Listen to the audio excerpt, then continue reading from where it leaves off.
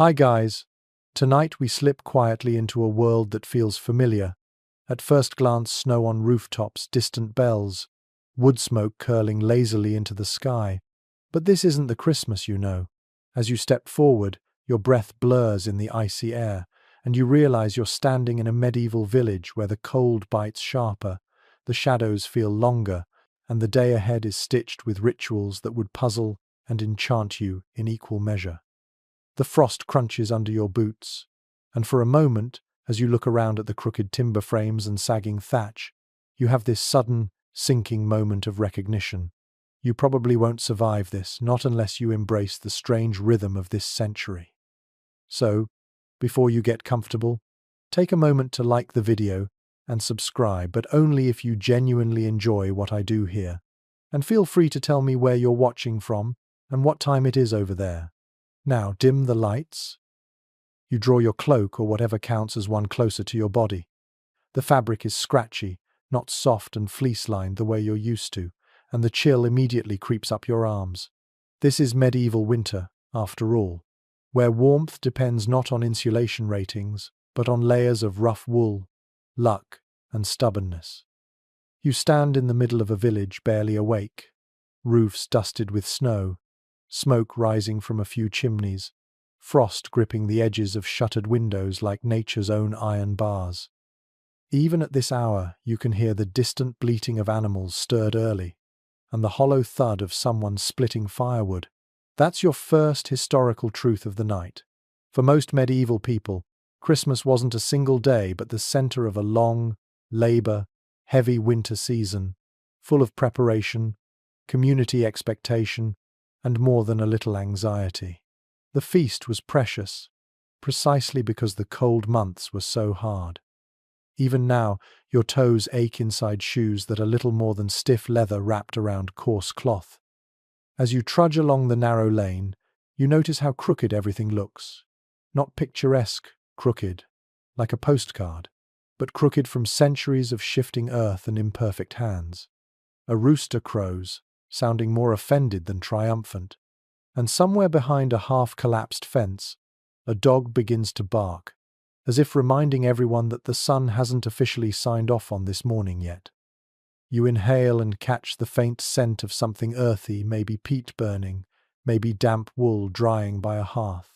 You also get the much less romantic smell of a manure pile quietly steaming beside a cottage. Ah, yes, rustic charm. Modern nostalgia tends to forget how pungent medieval life could be. But don't worry, you're easing into it. Up ahead, a woman pushes open her cottage door. She's bundled in layers, her breath ghosting around her face as she steps outside to scatter feed for her hens. The birds rush toward her, wings flapping, feet skittering over the frost. Chickens were precious winter assets, you remember, especially when fresh eggs were scarce. She glances at you, not alarmed, just curious travelers pass through villages all the time, though perhaps not ones wearing your frankly suspicious blend of modern posture and bewilderment. You keep walking. A thin ribbon of smoke curls from a nearby smithy where the blacksmith is already awake, poking embers back to life. His hammer rests on the anvil, damp with the night's moisture. One quirky detail medieval villagers believed something that would have seemed perfectly normal to them is that the devil disliked metalwork on holy days, so some craftsmen refused to hammer iron at Christmas, for fear they'd tempt infernal attention. And honestly, on mornings like this, with the fog hanging low and silence clinging to the earth, you can almost imagine why. A cart creaks past you, pulled by an ox moving with deliberate slowness. Its hooves sink into slushy patches where yesterday's snow briefly softened under afternoon sun. The driver nods politely and mutters something about checking on a neighbor's roof beam. Winter storms were notorious for exposing structural weaknesses, and nobody wanted a collapse right before the feast. Historians still argue whether medieval villagers were more communal or more self-serving than we imagine, but on cold mornings like this, you definitely see the cooperative side. Survival required mutual care. Your fingers sting in the cold, so you tuck them under your arms. The village green appears ahead, a lopsided patch of frozen mud circled by cottages. A wooden cross stands at its center, its base wrapped in a brittle garland of last season's herbs. Someone placed it there weeks ago, hoping to ward off illness. And in a way, it seems to work at least symbolically. People need symbols in times like these. A bell tolls once, a short, low note from the distant church. It's not the call to service yet, just the priest marking the early hour. The church sits on a slight rise at the end of the lane, its stone walls glistening with frost. You imagine what it feels like inside. Cold, cavernous, smelling faintly of wax and damp stone. Even so, villagers will gather there soon, not only to pray but to exchange murmured greetings, gossip, and hints about the Christmas preparations underway. But for now, the village is mostly quiet. A few children run across the lane chasing each other, their laughter sharp and quick in the cold air. One slips and falls, then pops back up, brushing snow off their tunic with a grin. You catch the way their cheeks are flushed, bright pink, the universal shade of, "I've been outside too long in winter, but I'm not going inside yet." Your path curves toward the small stream that cuts through the village. Though partially frozen, water still trickles beneath the thin sheet of ice, whispering in the hush of morning. You lean over the bank and touch the air above the water. It feels even colder here. A pair of women approach carrying wooden buckets. They nod at you before lowering their pails into the slow-moving water. Their hands must be freezing, you think, but they barely react. Hardship is simply woven into their rhythm. Behind them, a man leads a goat toward a makeshift pen. He mutters under his breath about the creature's stubbornness, tugging the rope as the goat pretends not to understand. Goats, despite their reputation for mischief, were invaluable in winter. Milk, hides, meat if things got dire. And if you're wondering whether medieval animals were smaller than today's, yes, absolutely. Selective breeding hadn't achieved the giant modern sizes yet. In fact, many medieval cows would look like large goats to you. It's a charming detail until you realize it means less milk, less butter, less everything. You rub your hands together for warmth. The village is fully awakening now, doors opening, animals moving, voices rising in faint snippets. Someone calls out about preparing dough for the Christmas loaf. Another talks about repairing a sleigh runner. And beneath it all, a gentle hum of anticipation lingers. Christmas is coming, slowly but steadily, and despite the cold, despite the work, despite the scarcity of winter, people cling to the promise of warmth and festivity. You move toward the edge of the village, where wooden fences give way to snowy fields. The sun has finally scraped itself above the horizon, throwing a pale light across the landscape. You can see smoke rising from distant farms and hear the sharp pecking of a woodpecker somewhere in the trees. You pause, letting the cold air fill your lungs. This is your first true glimpse of what medieval Christmas feels like. Quiet, fragile, hopeful, in a way that's almost unfamiliar. And as you stand there, snow settling lightly on your shoulders, you realize the day is just beginning, and countless moments, strange, beautiful, and unexpected, are waiting for you farther down the path. You make your way toward the village market, following the faint clatter of wooden wheels and the soft murmur of voices gathering with the morning light. The snow crunches beneath your feet in a slow, steady rhythm that feels almost hypnotic. As you approach the crooked stalls, you realize how different a medieval winter market feels from the cheerful, glittering versions you might know today. This one is smaller, rougher, tighter, and yet somehow more alive beneath the frost. The first thing you notice is the smell, not cinnamon and mulled wine, more like cold earth mixed with smoked meat and last night's fire lingering on wool cloaks. A few villagers have laid out goods on wooden boards supported by barrels. Others simply sit on low stools with baskets in front of them. It is not much, but scarcity gives every object a kind of quiet importance. You step closer to a stall where a woman sells coarse cloth folded in uneven rectangles. She runs her fingers along the fabric while explaining its weave to a customer. This is your mainstream fact of the moment: wool-dominated winter clothing in the medieval world. and entire local economies depended on it. The woman glances at you, offering a thin smile as if to say she knows you are not here to buy, but she appreciates the company anyway. A man nearby lifts a basket filled with onions. They are shriveled and tough, nothing like the plump bulbs you would find at a modern grocery store, but they are precious. Someone else sells dried fish, stiff as wood. A few lucky vendors display small pots of honey.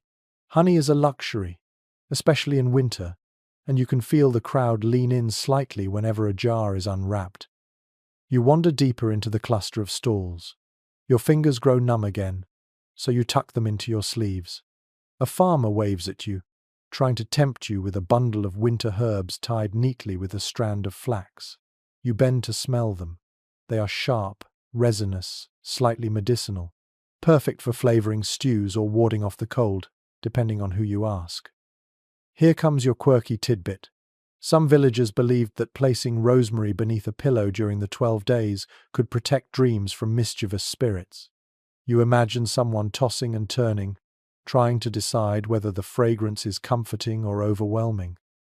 The livestock section of the market sits a little farther from the main cluster. You approach cautiously. Animals in winter are not particularly happy creatures. A few geese honk to protest the cold, their breath puffing out like tiny steam clouds. A pair of pigs snuffle at the ground, hoping for scraps. One cow stands tethered to a post, her hide dusted with frost, that the farmer brushes away with gentle, almost apologetic strokes. Medieval livestock was smaller, more compact, and hardier in many ways, but winter made every creature look a little defeated. You drift back toward the human bustle where two merchants are quietly arguing over the price of a sack of barley. Their voices rise, punctuated by the occasional gesture that looks dramatic but is perfectly polite by medieval standards. Historians still argue whether medieval markets were spaces of strict regulation or informal negotiation, and watching this duo, you can see why the debate never quite settles. They haggle with intensity, yet the moment the price is agreed upon, their tension melts into laughter, friendship wrapped in competition, commerce wrapped in community. A group of children weave through the adults, giggling behind cupped hands. One of them carries a small wooden hoop. He rolls it along the icy ground with a stick, guiding it in wobbly arcs that send the others sprinting to keep up. They wear simple tunics layered with patched wool leggings, and some of their shoes are mismatched. You notice one child letting a tiny wax candle roll in his palm. Maybe he traded for it. Maybe he found it. Candles were valuable, but children in all centuries liked small treasures. A baker stands behind a table where several loaves sit cooling on a cloth. They are dense and sturdy, the kind that could survive a week without turning to mold. His breath fogs as he talks proudly about his Christmas loaf, a special recipe he will make tomorrow. He invites you to feel the crust of a bread he baked last night. You press a finger into it, hard as armor. The baker laughs and tells you that if bread does not challenge your teeth a little, it is not real bread. You pretend to agree. From the corner of your eye, you see a man with a dagger at his belt carving a small wooden toy. He works quickly, shaving curls of wood from a block until a horse begins to emerge beneath his hands. He pauses to warm his fingers over a brazier. You can tell he is one of those people who seems to fit into the medieval world perfectly, as if born to it. You offer a compliment. He shrugs modestly, though you can tell he loves the attention. The market square grows busier as the sun climbs, though the light still has a weak, wintry quality. You notice how people gather in small clusters, exchanging news and gossip in low voices. Someone mentions a merchant who arrived yesterday with foreign cloth. Another whispers about a neighbor who saw strange lights near the churchyard last night. The medieval mind was always negotiating the boundary between superstition and belief. And honestly, when the fog moves the way it does here, you might believe in strange lights too. A woman selling eggs calls out to you, offering a sample. You laugh gently and wave your hands, knowing a raw egg is not exactly something you can taste in the middle of a frozen market lane. She chuckles and tucks it back into her basket. She tells you how her hens slowed their laying as soon as winter arrived. It was a constant challenge. Families sometimes set aside the last few eggs of autumn to be used in Christmas meals. If a hen laid on Christmas Eve, the family considered it a good omen for the coming year. You step toward the edge of the market and take in the entire scene. Stalls clustered unevenly. Snow pressed into brown slush where dozens of feet have passed. A soft murmur of conversation, punctuated by the occasional bray of a donkey or the sharp clack of a dropped bucket. It is chaotic and peaceful at the same time. It is also a reminder of how precious winter commerce was. People needed this space for materials, food, company, and reassurance that their neighbors had survived another cold night. A young boy approaches with a bundle of twigs tied together with string. He asks if you need fire starters. You shake your head, and he shrugs good-naturedly before trotting off to try his luck elsewhere. His face is slightly smudged with soot, and he whistles a tune that sounds half cheerful and half improvised. You wonder if his hands ever truly warm up during winter. Nearby, two elderly women sit together with baskets of hand-spun yarn. Their fingers move with deliberate speed, twisting fibers with practiced precision. They gossip in soft voices about preparations for the coming feast day. One mentions the church decorations. The other talks about a neighbor who insists she saw an omen in the frost patterns on her window. Humans always search for meaning in small things. Winter makes that instinct even stronger. The sky shifts as a breeze moves across the market. You pull your cloak tighter and watch a flurry of snow drift down, thin but persistent. The merchants barely react. Snow is simply part of life here. One man wipes a dusting off his display of iron tools. Another covers his apples with a cloth. Everything is practical, swift, efficient. And through it all, there is a subtle but unmistakable hum of anticipation. Winter markets are not only about survival, they are about community, celebration, the small luxuries that make the cold bearable. Even the quiet ones who barely speak seem lighter today. Christmas is close enough that people can taste the hope it brings. You take one more slow breath of the cold air, feeling it sting your lungs. The market is behind you now, but the memory of it lingers. The sounds, the smells, the faces, and the soft promise that this season, even in its harshness, carries moments of warmth waiting to be found just beyond the next snow-packed path. You walk slowly up the gentle rise that leads toward the manor estate, feeling the shift in atmosphere long before the building itself comes into view. The villagers behind you go about their business with a kind of rugged informality, but here the air grows heavier, more disciplined. Your boots slip a little on a patch of frozen mud, and you steady yourself as the outline of the manor begins to emerge through the pale winter light. It is not the towering castle you might imagine from fantasy films. Instead, it is a long, timber-framed hall with a stone undercroft, solid enough to withstand winter storms but far from glamorous. Even so, it radiates influence. This is where decisions are made. This is where status lives. As you approach, you notice a pair of servants sweeping the threshold with stiff broom bristles. Their movements are quick, almost nervous. According to commonly accepted medieval records, the household staff worked tirelessly before feast days, and Christmas demanded an especially intense flurry of preparation. Their faces are pink from the cold, and one of them stops to blow on her numb fingers before returning to her task. You offer a nod. She glances at you with polite caution, as if unsure whether you belong among the humbler visitors or the honored ones. The wooden doors of the manor swing open briefly, letting out a wave of warmer air mixed with the scent of hearth smoke and herbs. A steward steps outside with a ledger tucked beneath his arm. His cloak is neatly clasped with a small metal brooch that catches the weak sunlight. He surveys the courtyard, mentally cataloguing which chores remain incomplete. A moment later, he barks instructions at a pair of young men hauling sacks of grain. The manor relies on the village to supply food, repairs, and labor, but during Christmas it must also demonstrate generosity in return. The balance between authority and obligation feels almost like a tightrope. You take a few more steps toward the main entrance. Someone inside strikes metal against stone, probably sharpening a carving knife or a tool that will be used for the feast. The sound echoes through the courtyard in steady metallic clicks. One servant rushes past you carrying a stack of straw mats. Another lugs a bucket sloshing with water that spills onto her skirt, making her wince. She mutters something about freezing hems and hurriedly ducks indoors. Near the side of the hall, a cook and two helpers stand around a wooden table covered with vegetables wrapped in frost.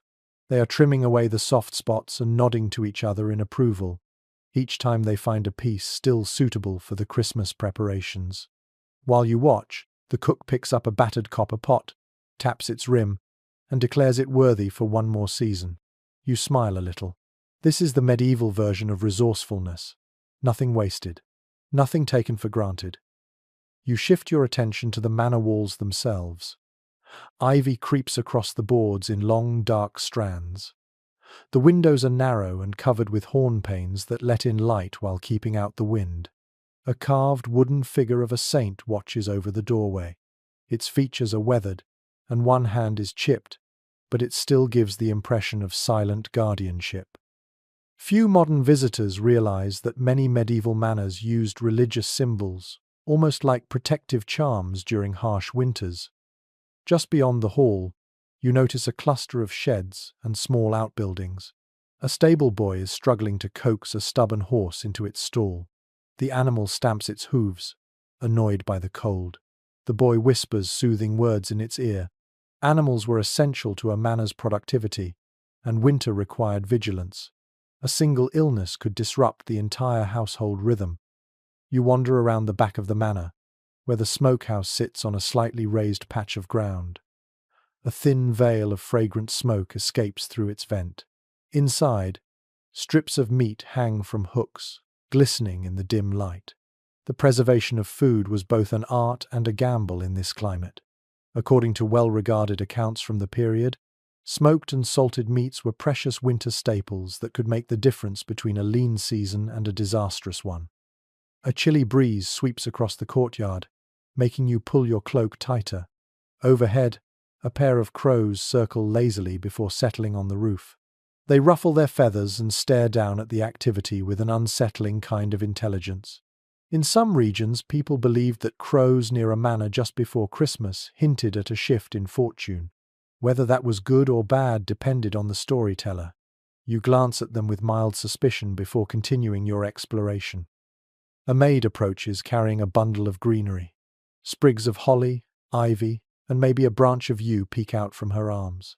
She hurries toward the hall, carefully avoiding the slush so she does not soil her skirt. Decorative greenery served both symbolic and aesthetic purposes, a custom deeply rooted in pre-Christian traditions but seamlessly folded into Christian celebrations. She nearly stumbles when you offer to hold the door for her, surprised that a stranger would bother. Her cheeks redden as she thanks you and darts inside. You follow her through the doorway, stepping into the dim interior of the great hall. The warmth hits you immediately, though it is not the comfortable, even heating of modern rooms. Instead, it is a patchwork warmth, strongest near the central hearth and weaker along the edges. Your eyes adjust slowly. Long trestle tables line the walls. A high table at the far end is draped with a cloth that looks far finer than anything you saw in the village market. Servants are polishing cups, arranging benches, and hanging decorations from beams overhead. Above you, the rafters stretch like the ribs of a giant creature. Shadows cling between them. Candles flicker along the walls, giving the hall a gentle golden glow. You step farther in and inhale the mingling scents of wood smoke, herbs, animal hides, and warming ale. The atmosphere feels expectant, almost like the hall itself is preparing to breathe differently when the feast begins. A man in a worn but dignified tunic approaches and asks if you need assistance. His voice is polite but guarded, shaped by training and hierarchy. You tell him you are simply observing. He nods and explains that the household has spent weeks preparing for the Christmas celebrations. He mentions that the Lord intends to host not only the immediate household, but also some neighboring tenants. You sense both pride and pressure in his tone. He then casually mentions that there is disagreement among chroniclers about whether all manors observed the same level of generosity during this season. You imagine the contrast between a lavish feast in one household and a modest one in another. Social rank decided everything. You thank him and wander toward a small alcove where embroidered banners rest against the wall. The needlework is intricate, though slightly frayed around the edges. One banner depicts a boar, another features a star, a third shows a chalice. These symbols have layered meanings that vary from region to region. One curious detail you recall is that some manors used such banners to subtly communicate alliances or past victories, even during religious celebrations. As you stand near the hearth, two servants walk past while whispering about the arrangements for tomorrow. One wonders whether the travelling minstrel who visited last winter will return. The other complains about how many trenchers they must carve from stale bread. Their conversation paints a picture not often highlighted in history books. Christmas at a manor was both elegant and exhausting. The work never stopped. It only changed rhythm. Another servant arrives with a bucket of warm water and pours it carefully into a basin. She wipes her forehead with her sleeve and mutters about the cold making her joints stiff. You feel a tug of sympathy.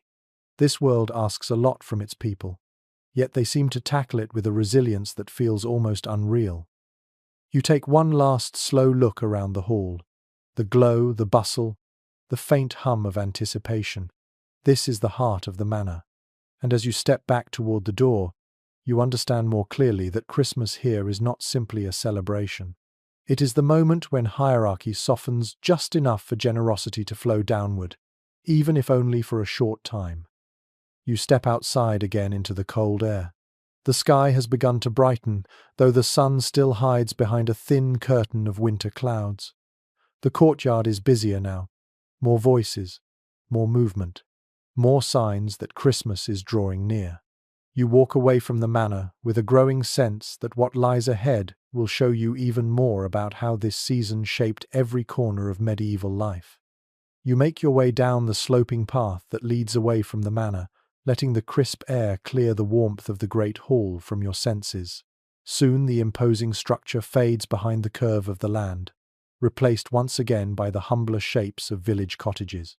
Their roofs sag beneath small mounds of snow, and thin tendrils of smoke rise from chimneys that look almost too fragile to withstand winter winds. You pause at the edge of the lane, letting your eyes adjust to the softer, more intimate scale of everyday life. This is where most medieval Christmas preparations truly happened, in close quarters filled with routine, hope, and the need to stretch every resource. As you approach the first cottage, you hear the rhythmic sound of someone chopping kindling. A man stands beside a narrow woodpile, his breath puffing out in steady bursts as he lifts the hatchet again. According to descriptions found in several well-regarded accounts of medieval village life, households spent much of December gathering fuel for the long nights, and a Christmas fire was considered essential for warmth and symbolism. The man wipes his brow with the sleeve of his rough wool tunic, then nods to you as if acknowledging a fellow survivor of the cold. You walk toward the cottage door, ducking under a low beam that forces you to stoop. The doorway is so small you wonder how tall villagers navigated daily life without perpetual bruises. Inside, a woman crouches near the hearth, stirring a pot that hangs over a modest flame. Steam coils upward and fills the small room with the scent of root vegetables. The walls are plastered with a mixture of straw and clay, and the floor beneath your feet is packed earth, smooth from years of footsteps. The woman greets you warmly, though with a slightly puzzled glance, as if unsure what business you might have with a household like hers. You take in the surroundings. A small window covered with oiled linen lets in a faint spill of daylight. A low bed occupies the corner, piled with blankets made from worn wool. Dried herbs hang from beams overhead. In the faint light they cast spidery shadows that sway with each flicker of the fire. A toddler toddles past you in uneven steps, clutching a wooden spoon like a treasured relic. His cheeks are rosy from the heat of the hearth, which feels comforting despite its uneven warmth. The woman laughs softly and adjusts a shawl around her shoulders. She explains that she is preparing a simple dish made from turnips, onions, and whatever scraps remain from earlier in the week. It is not a feast yet, but it is hearty and familiar. She tells you that the real cooking will begin tomorrow when the village contributes to the community celebration. A curious detail you recall from a collection of rural customs is that some families placed a small dish of grain beside the hearth on Christmas Eve as a sign of goodwill toward household spirits. Whether this household will do so remains to be seen, but you notice a bowl already set aside on the table, and for a moment you wonder about its purpose. The man who was chopping wood enters through the door, stamping snow from his boots. He hangs his hat on a peg and settles beside the fire. You sense a comfortable rhythm between the two adults, shaped by years of shared labor. They speak to each other in low tones while continuing their tasks. The woman doles out a portion of the simmering stew to taste, checking the seasoning. He comments on the thickness. It is simple domestic conversation, but it grounds the scene with a kind of quiet authenticity. You glance toward the ceiling where smoke curls into the thatch. It escapes through a small hole in the roof, though much of it lingers inside the cottage. Your eyes water slightly. Medieval homes rarely had chimneys as you know them, and smoke inside was normal. People believed that the darkened rafters kept pests away. Whether this belief had any truth is uncertain, but it speaks to the way necessity shaped folklore. A young girl sits on a low stool beside the bed. She is mending a tear in a wool tunic with precise, careful stitches. Her fingers move with quiet skill. She offers you a shy smile. You return it, then watch as she ties off the thread with a small knot. A moment later, she stands to show her mother, who praises her handiwork. The girl beams, and the warmth of that expression rivals the glow of the hearth. The family invites you to sit for a moment, and you lower yourself onto a wooden bench. It creaks softly beneath your weight. The man explains that tomorrow will be busy for everyone. Some families will bring bread, others ale, others meats or cheeses. He tells you that people contribute according to what they can afford, and that Christmas is one of the rare times when even modest households feel a sense of collective abundance. He also mentions that scholars do not entirely agree on whether every village practiced communal celebrations or if this varied widely by region.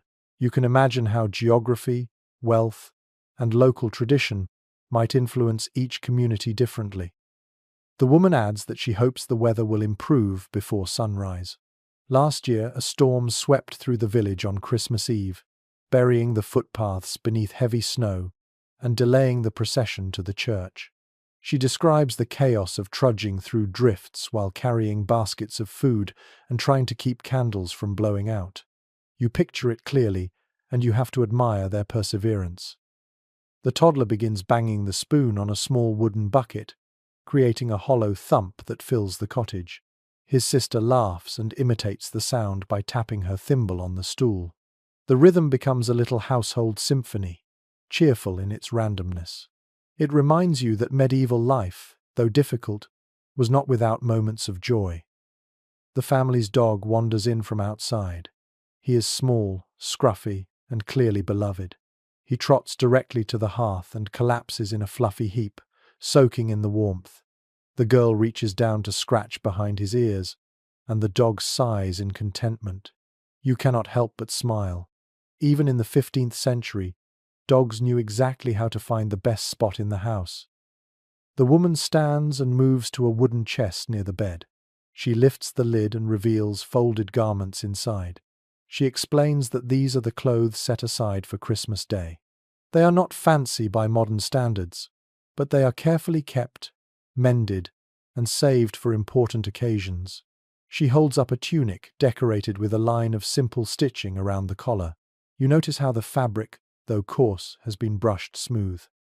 People here might not have many possessions, but they pour intention into the few they own. A small clay lamp flickers on the table, its flame dancing gently. The woman adjusts the wick. She tells you that oil was sometimes scarce during winter, so they used it sparingly. Tonight they will let it burn longer to prepare for Christmas. You can feel her excitement. It is subtle, modest, but unmistakably present. The man fetches a bundle of dried rushes from a corner and begins weaving them into floor mats. His movements are slow and meditative. These mats will help insulate the cottage from the cold seeping up through the ground. He tells you that winters have grown unpredictable and that each year requires a different set of strategies. You can sense the quiet resilience that defines this community. The girl returns to her sewing while the toddler crawls into her lap. The mother ladles stew into wooden bowls, and the aroma fills the cottage with comforting warmth. She sets aside a portion for a neighbor who lives alone. Hospitality is both a duty and a kindness here. It shapes relationships as much as labor and land. You feel the atmosphere settling into a comfortable evening rhythm. The cottage is dim but welcoming, smoky but warm, humble but filled with small acts of care. It reveals a side of medieval Christmas that history books sometimes overlook. The season was not just about grand feasts or church rituals. It was woven deeply into ordinary households where people prepared not only food and clothes, but also their hearts for a brief moment of wonder in the middle of winter. You thank the family and step back out into the crisp air. The sky has shifted into the soft grey of late afternoon. Snowflakes drift down in slow spirals, settling on your shoulders. You glance back at the cottage, its windows glowing with a faint golden light. Then you continue down the path, eager to discover how the wider world beyond these walls is preparing for the coming celebration. You follow the path toward the small church that overlooks the village, feeling the shift from domestic warmth to spiritual anticipation. The sky above has taken on that pale winter color that seems neither fully day nor evening, a kind of quiet suspension that mirrors the mood of the season. As you walk, the snow crunches softly under your feet, and your breath rises in thin white ribbons. The closer you come to the church, the more you feel a solemn energy settling around you. Advent is passing into its final days, and people carry a mixture of hope, discipline, and weary determination. The church itself sits on a slight rise, built of rough grey stone that holds onto cold like a memory. A small wooden porch extends from the front, its beams darkened by age and weather. Someone has hung sprigs of evergreen along the doorway, their scent carrying faintly on the air. According to several commonly referenced medieval calendars, Advent was a time of fasting and reflection, often far more austere than modern observers imagine. The villagers below have been living with tightened belts and quiet prayers for weeks, saving what little they can for Christmas Day. You push open the creaking door and step inside. The temperature drops several degrees instantly. The stone walls swallow the warmth of your body, and you wrap your cloak closer around yourself. Yet the cold does not feel unwelcoming. It feels contemplative, like an invitation to stillness. The interior is dim, lit by a few scattered candles that flicker against the walls. Their yellow glow dances across faded religious paintings and wooden carvings worn smooth by generations of hands. A priest stands near the altar, adjusting a cloth embroidered with gold thread. You can tell this is one of the church's most precious items. It is taken out only for the holiest occasions. He hums under his breath as he works, a simple chant that echoes gently through the space. When he notices you, he gives a small nod, then returns to his task. You wander slowly down the aisle, taking in the scent of wax, cold stone, and a faint hint of incense lingering from earlier prayers. A young acolyte kneels at one of the benches, polishing a brass candlestick with determined strokes. She glances up when she hears your footsteps and offers a shy smile before lowering her head again. According to some of the better documented parish traditions, children often helped prepare the church for Christmas, seeing it as both an honor and a duty. The girl pauses for a moment to warm her hands before continuing her work. You run your fingers along the back of a wooden pew. The surface is smooth in places and rough in others, shaped by centuries of use. A tiny carved symbol catches your eye, something that looks like a star or perhaps a flower. It might have been etched by a restless parishioner ages ago. One of the small details that rarely makes its way into histories of medieval worship is how often people left little marks like this, quiet traces of presence. A man enters carrying a bundle of fresh greenery. Holly, ivy, and small branches of fir spill from his arms. He bows slightly to the priest before draping the decorations along the chancel rail. The greens brighten the dim space with their deep colours and add an earthy fragrance to the air. You recall reading that greenery served as a reminder of life enduring through winter, a symbol adopted from older customs and repurposed into the rhythm of Christian worship. The blend of past and present feels very clear here. A bell rope hangs near the door, frayed from many winters of use. You imagine the sound it will make later, ringing across the snow-covered village to call people to the Christmas Eve service. The echo bouncing off the hills, the children running in excitement, the adults pulling cloaks tighter as they hurry up the path. A memory not yet lived but somehow familiar. In a small side chapel, two women arrange candles with meticulous care. They whisper to each other as they work. One mentions that last year they ran out of wax and had to melt down old candle stubs. The other responds that she hopes the bees will be plentiful in spring so they can replenish their stores. Their quiet conversation reveals how deeply the season's shape lives here. Every resource has a cycle. Every shortage has a consequence. You kneel for a moment near the altar, not out of obligation but to feel the stillness more fully. The cold seeps through the stone floor into your knees, but the silence around you holds a kind of gentle weight. A few villagers enter quietly, lighting candles one by one. The glow grows warmer as flames accumulate. A soft murmur of prayer spreads through the hall. Nearby, two elders sit together on a bench, recalling past winters. One of them mentions that some older texts describe Advent as a season of strict discipline, though he laughs and adds that people sometimes found small ways to bend the rules. The other counters by saying that different regions followed different customs, and that researchers still debate how uniform these traditions actually were. Their discussion is calm, reflective, full of the kind of lived knowledge that bridges the gap between record and reality. A gust of wind rattles the church door. Snowflakes flutter inside before settling on the stone floor. A boy hurries over to sweep them away with a bundle of straw. He hums a tune as he works, perhaps a practice run for the hymns he will sing tomorrow. You notice that he looks both excited and nervous. Christmas is a major moment in the village rhythm, and everyone has a role to play. The priest finishes arranging the altar cloth and steps back to admire the effect. His expression softens. Then he crosses the room with slow, thoughtful steps, pausing beside you. He tells you that this time of year always brings a mix of gratitude and fear. Gratitude for survival, fear of the months still ahead.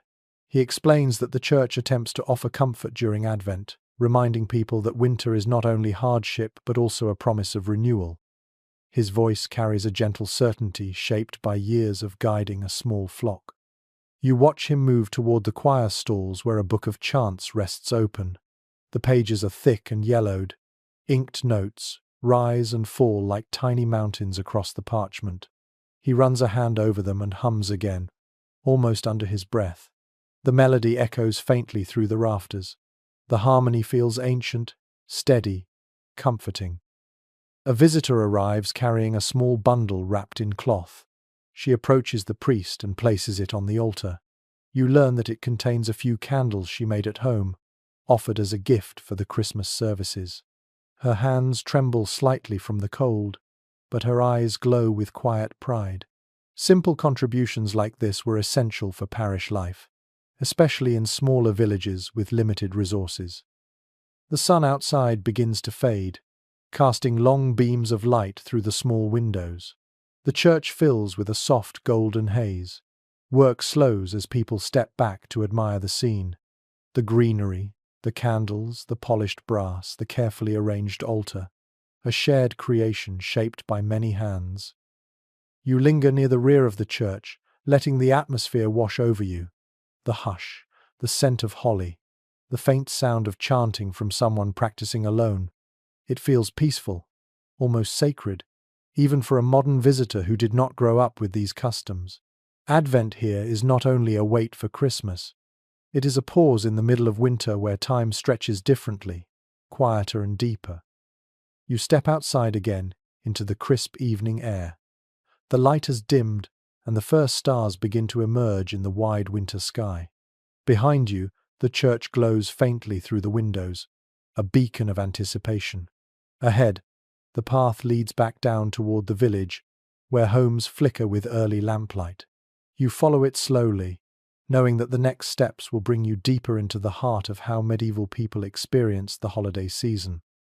You follow the narrow road that winds away from the village centre, feeling the cold bite a little deeper as the path flattens into open countryside. The snow here is untouched except for a few scattered tracks, each one telling a story. A pair of cart ruts frozen into the earth, hoofprints spaced evenly like musical notes. A trail of small boot marks where someone hurried along before sunrise.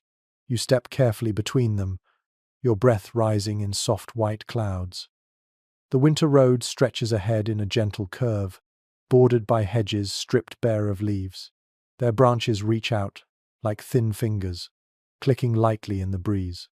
According to several well-documented travel accounts from the later Middle Ages, winter journeys were notoriously difficult, yet people still traveled for trade, pilgrimage, or family duties. The cold season did not stop movement. It only made every mile feel more precious. A distant figure appears on the ridge. The silhouette grows clearer as you walk, resolving into a traveler bundled in layers of rough wool. A staff taps the frozen ground with steady rhythm. When he draws closer, you notice the small wooden box tied to his belt. Inside, he explains, are relics he carries from village to village. He is a kind of wandering religious hawker, a role more common than most people today imagine. Some villagers welcomed such visitors for the stories they brought. Others eyed them with suspicion. The man nods politely before continuing down the road. His staff leaves a neat line of punctures in the snow behind him. You watch him vanish around a bend, then listen to the silence settle again.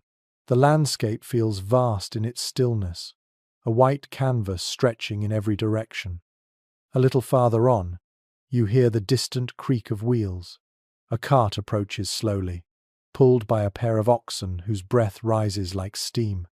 A merchant sits atop the wooden plank seat, wrapped tightly in a cloak. He greets you with a weary smile. The cart bed behind him is loaded with sacks, pottery, and what looks like a bundle of woolen cloth. He tells you that he is bound for the next market town, hoping to arrive before nightfall. He taps one of the sacks and mentions that some of the goods inside were traded earlier that morning. He chuckles as he describes the difficulty of keeping pottery from cracking in the cold. You walk beside the cart for a moment. The oxen plod patiently, their hooves compressing the snow with each heavy step. The merchant warns you to avoid traveling alone late in the day. Winter roads could be treacherous, not only because of weather, but also because of predators, both human and animal. According to many chronicles from the period, wolves sometimes followed travelers for miles, waiting for weakness. Whether every account is accurate remains uncertain, but the stories shaped how people approached the winter landscape. You thank the merchant and continue walking as he urges his team onward. The sound of wheels fades, replaced by the faint rustle of wind through the hedges. The road narrows as it passes between two sloping fields blanketed in white.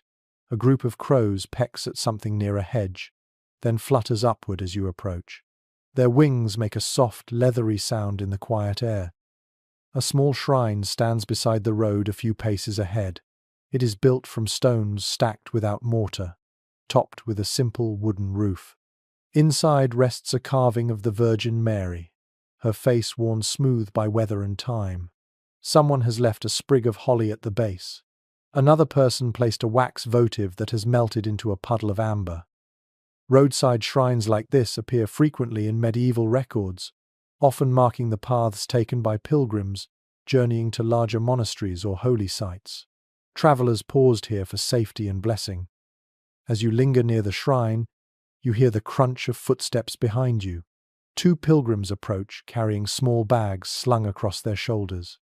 They greet you warmly and ask if you are heading toward the abbey several miles ahead. Their accents hint at a long journey. The taller pilgrim explains that they have been walking for weeks, stopping in villages to rest and share prayer. He proudly displays a small badge pinned to his cloak, indicating a shrine they visited earlier. Pilgrim badges were common tokens, both devotional and practical. They proved your journey, but they also acted as conversation starters when meeting other travelers.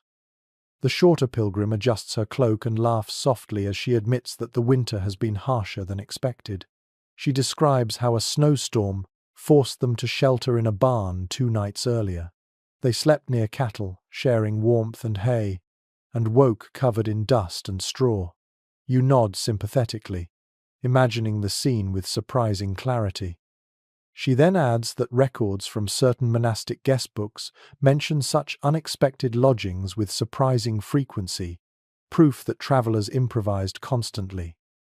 You walk with the pilgrims for a short while. They share stories of the villages they passed. One tale involves a house where the family left a small loaf shaped like a star for wandering travelers during Advent.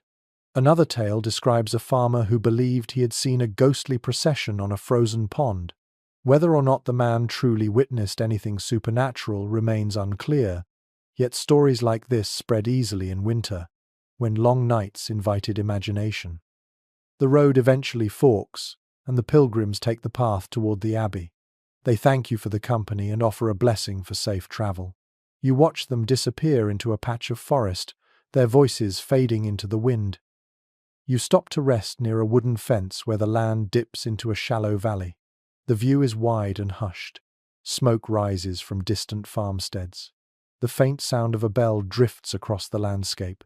It could be from a small chapel, or perhaps from a shepherd calling his flock. Sheep still graze in patches where the snow is thin. Their wool forms shaggy clumps that look surprisingly warm. You begin walking again. The snow grows deeper in places, forcing you to lift your knees higher with each step. A rabbit darts across the road, leaving delicate tracks behind.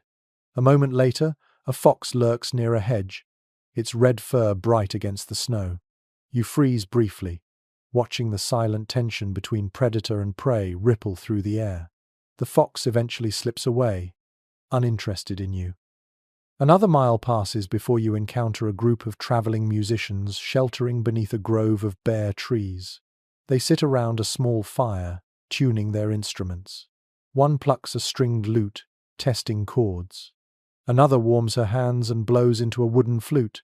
They invite you to sit for a moment, and you accept. The fire feels wonderful on your chilled fingers. They tell you they are making their way to a manor where they hope to perform during the Christmas festivities. Traveling minstrels relied heavily on winter hospitality, and according to certain guild records, many estates welcomed musicians during this season to elevate their celebrations. The group laughs as one man recounts a story about a feast where the host requested a tune for every dish served. By the end of the night, the musicians were exhausted, and the Lord had fallen asleep in his chair. One of the minstrels strums a gentle melody. The notes float through the air, soft and clear. For a moment, the road, the cold, the distance all feel suspended in the music. You linger until the fire begins to crackle low. Then you stand, thank them, and continue along the road. As the light fades, the sky takes on a lavender tint that stretches across the horizon. You see the village in the distance again, its cluster of rooftops huddled together against the cold. Smoke rises steadily from chimneys.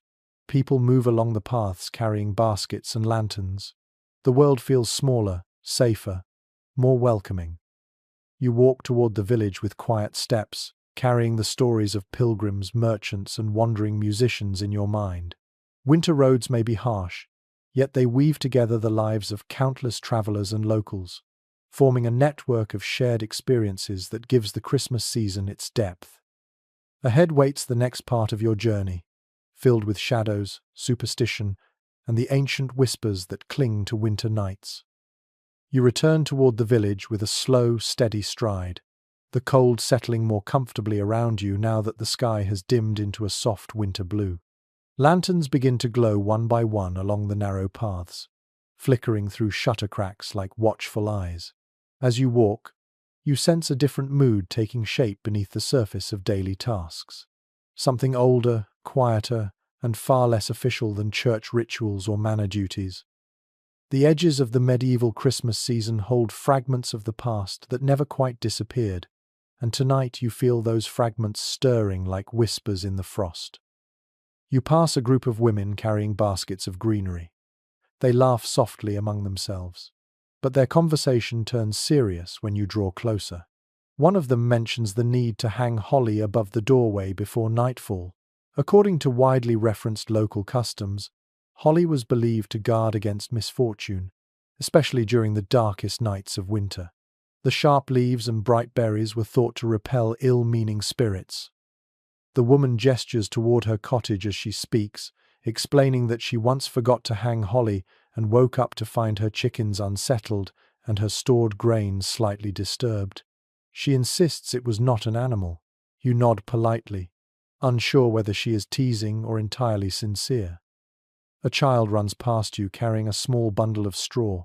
He stops beside a doorway and tucks the straw carefully into the thatch. When you ask about it, he grins and tells you that some families place straw in the rafters for good luck during the 12 days. The practice varies from place to place, but many believe that straw brings blessings related to prosperity or protection. You recall reading in a folkloric compilation that villagers sometimes claimed the straw warmed the spirits of ancestors visiting during the season. The line between custom and belief blurs easily in winter.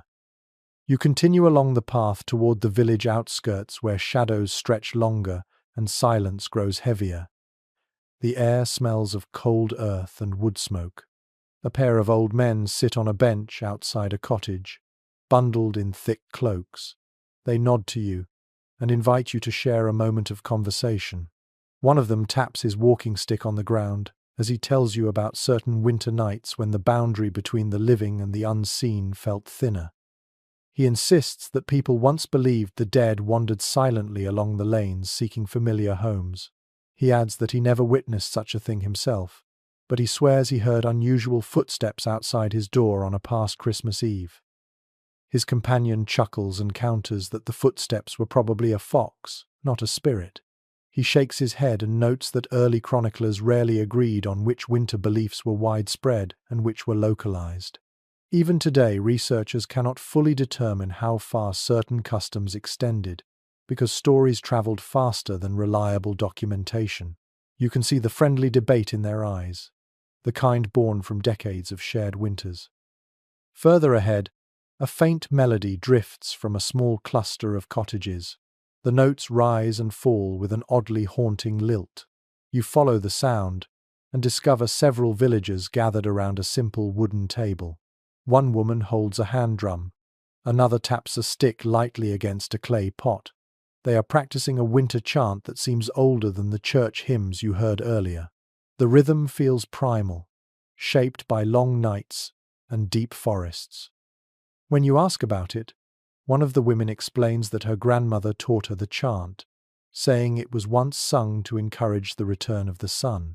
She adds that some villagers now treat it as harmless tradition, while others feel uneasy mixing old songs with Christian observances. The woman shrugs.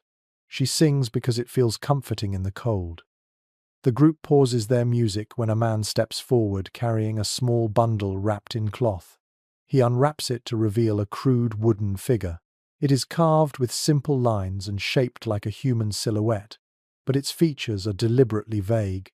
According to oral traditions recorded in certain rural manuscripts, figures like this were sometimes placed in fields or hung near animals to guard against winter misfortune.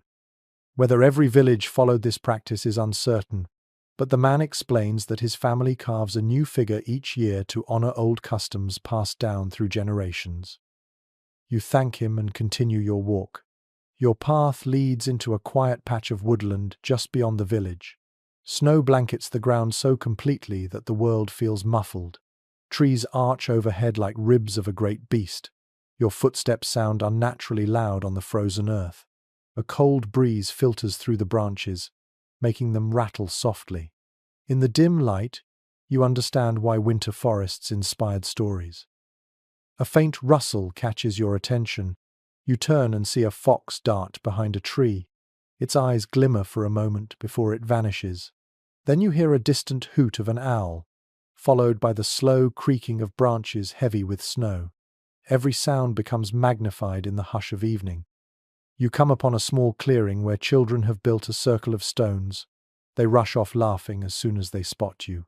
When you examine the stones more closely, you notice tiny bundles of dried herbs tucked into the gaps. One of the older villagers approaches and explains that the children created a small winter circle to keep mischief at bay. The bundles contain rosemary, lavender, and a few berries left over from the harvest. She smiles fondly. She tells you it is a harmless game, though based on much older ideas about protecting the home during the longest nights. She adds in a low voice that her grandmother once warned her not to whistle after sunset during the 12 days, because it might invite wandering spirits. The woman shakes her head at the memory and laughs, insisting she never entirely believed the warning. Yet she never whistles at night. Old habits cling to people in ways they seldom admit. The sky grows darker as you leave the clearing. Stars begin to appear in the cold, deep blue above. Your breath fogs the air as you walk back toward the center of the village.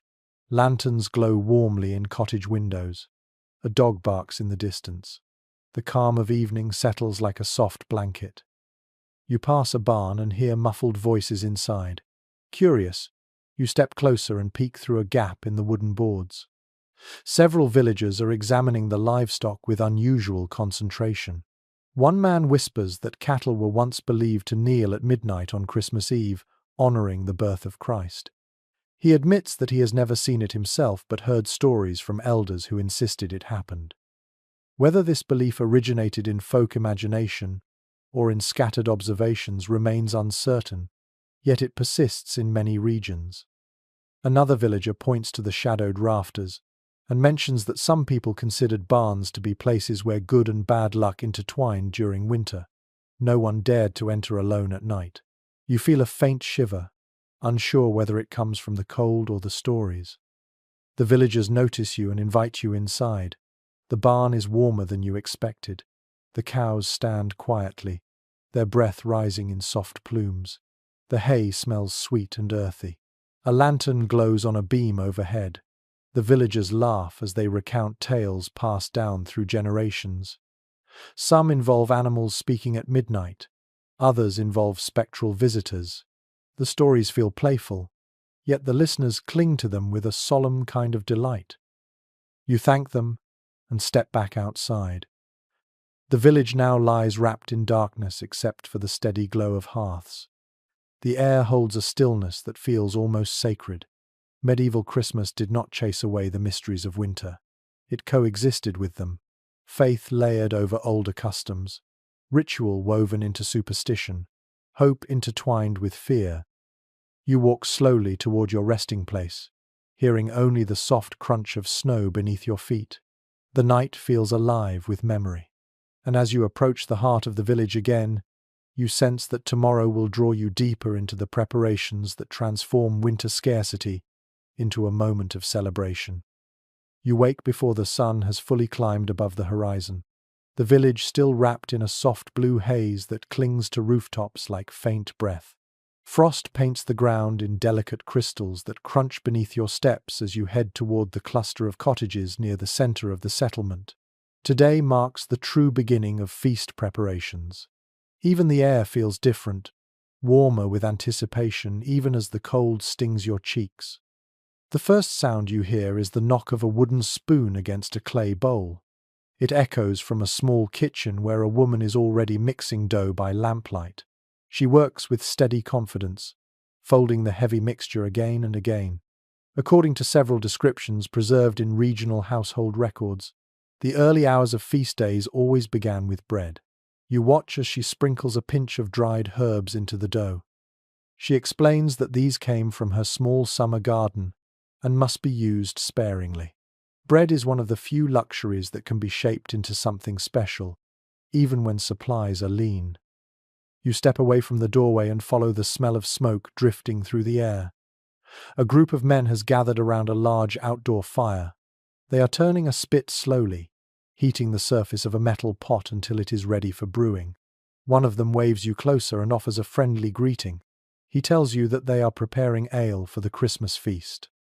According to well-preserved medieval brewing traditions, winter ale often relied on darker malts and stronger flavors, not only for taste but for preservation in the cold months. Nearby, a young boy carries a bundle of dried barley. He pauses to watch the men stir the pot, fascinated by the rising steam. When you kneel to ask him about his task, he grins shyly and tells you he is helping his father prepare ingredients. He apologizes for the small bundle, explaining that the harvest was unpredictable this year, yet the family is determined to contribute what they can. The boy then mentions a story he heard from his grandmother about a winter long ago, when villagers flavored their ale with pine needles because they lacked other herbs. The authenticity of that tale might be questionable, but it reveals the creativity born from necessity. You wander deeper into the village and find yourself drawn to a cottage where several women and older children sit around a long wooden table. They are slicing, peeling, and sorting vegetables. Piles of turnips, carrots, and onions line the table like humble jewels of winter survival. The youngest girl grumbles as she tries to peel a particularly stubborn carrot, and one of the older women laughs, handing her a sharper knife. A pot simmers in the hearth, releasing a warm, savory aroma that fills the room. One of the women gestures for you to taste the broth. You dip a spoon into it and immediately feel heat spread through your chest. She nods with satisfaction, explaining that they are preparing stock to flavor several dishes tomorrow. She points to a basket of dried apples and tells you they will be stewed later. According to accounts in various monastic kitchens, dried fruits were prized ingredients in winter feasts because they reminded people of warmer seasons. In the corner of the room, a man sits carving a series of wooden trenchers. His fingers move with practiced skill. Each trencher will serve as a plate for tomorrow's feast, though their durability depends heavily on how dry the wood has become.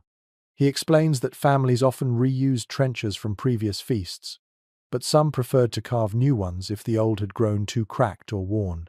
He chuckles and adds that certain villages believed fresh trenchers invited good fortune.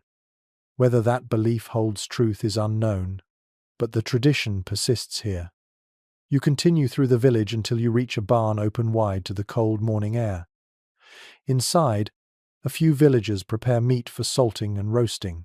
The cold helps preserve the freshness, though everyone works quickly to avoid frostbite. A woman carefully rubs salt onto a slab of pork while humming a tune that echoes softly between the beams. She explains that salt is precious, traded from far away, and must be used wisely. A man nearby sharpens a knife, its metallic rasp echoing through the barn. He pauses to tell you about a curious practice recorded in old winter notes. Some villages believed that singing while preparing meat protected it from spoilage. Whether this came from superstition or simply a desire to make tedious work more pleasant, no one fully agrees.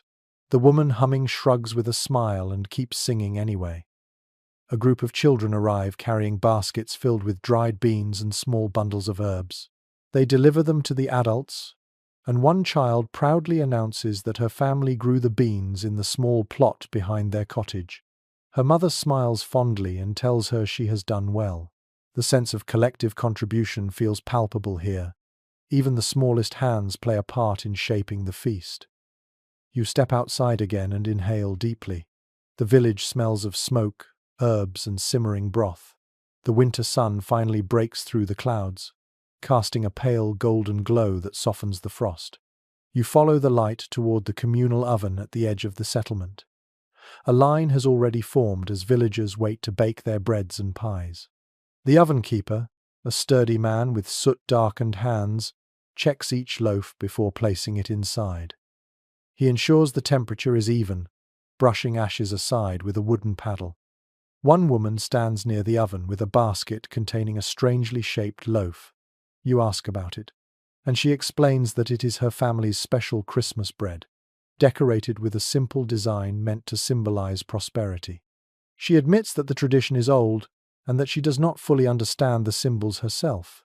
Certain festive bread patterns appear across many regions, and scholars often disagree about their origins. Some think they relate to agricultural rites. Others believe they were purely decorative.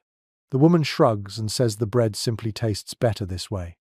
Farther along, a group of villagers gather around a table covered with small bowls of spices. Cinnamon, if available, is treated like treasure.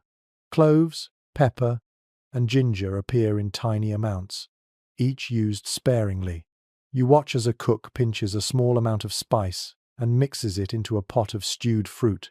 She sighs dreamily and says the smell alone reminds her of happier winters. A young man leans against the wall near the spices and tells you about a peculiar belief from his childhood. He recalls being warned never to drop pepper during feast preparations, because doing so would invite quarrels into the household. Whether that warning came from genuine belief or simply from the expense of spices is unclear. You sense both possibilities. You leave the busy cooking area and return to the heart of the village, where a group of older men gather around a low fire. They warm their hands and discuss their memories of past feasts. One says that in his youth, Christmas preparations began even earlier. Another argues that traditions shift with time, and that not every practice remains consistent. Their conversation twists between nostalgia and gentle disagreement. They gesture with their cups of ale, sharing stories of years when the feast was sparse or unexpectedly abundant. One elder mentions an unusual winter when an unexpected thaw caused stored meats to spoil, forcing the entire village to improvise a feast out of root vegetables and fish. He laughs as he recalls how surprisingly well the meal turned out. Another elder shakes his head and counters that his favorite feast involved a traveling cook who introduced new spices to the village. According to him, no feast has tasted quite as marvelous since. The two men banter with warmth and familiarity. As the sun climbs higher, the pace quickens. You wander from cottage to cottage, witnessing the rhythm of preparation. Hands knead dough, knives chop vegetables, fires roar into life. Voices rise and fall in a steady cadence. Even the animals seem aware of the heightened activity. Chickens flap excitedly. Dogs circle in search of scraps.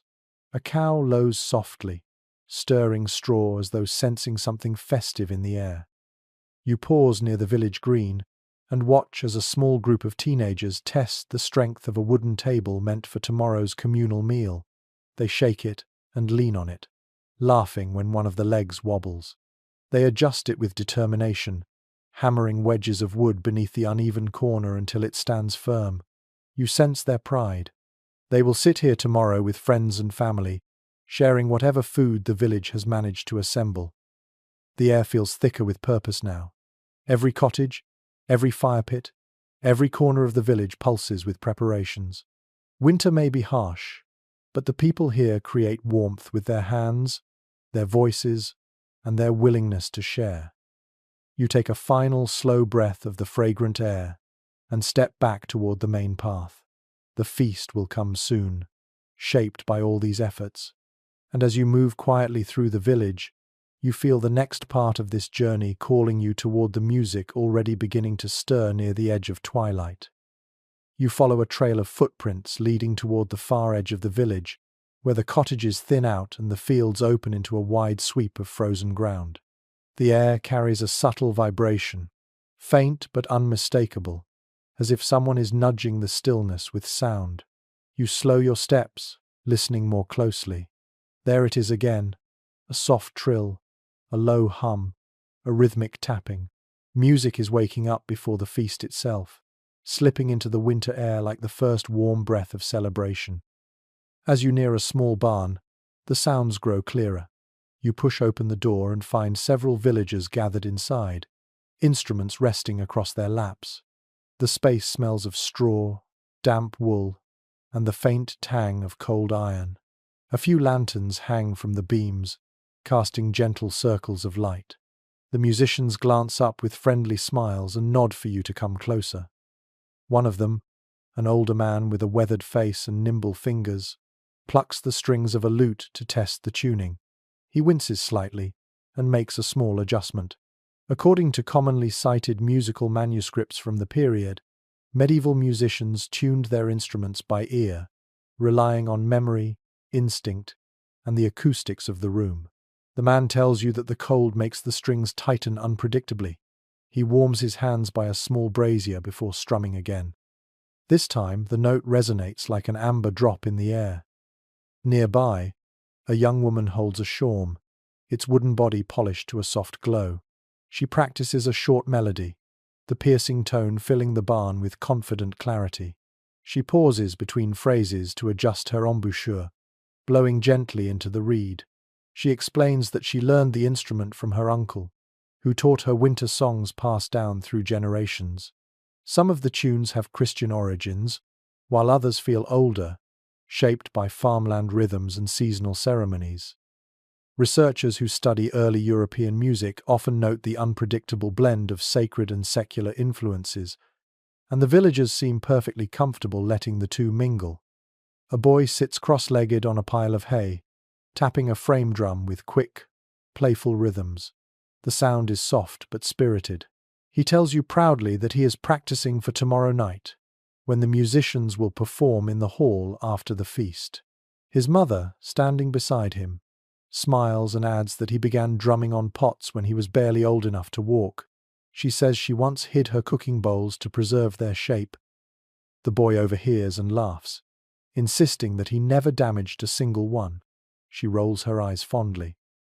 You settle onto an overturned crate as the musicians begin to rehearse together.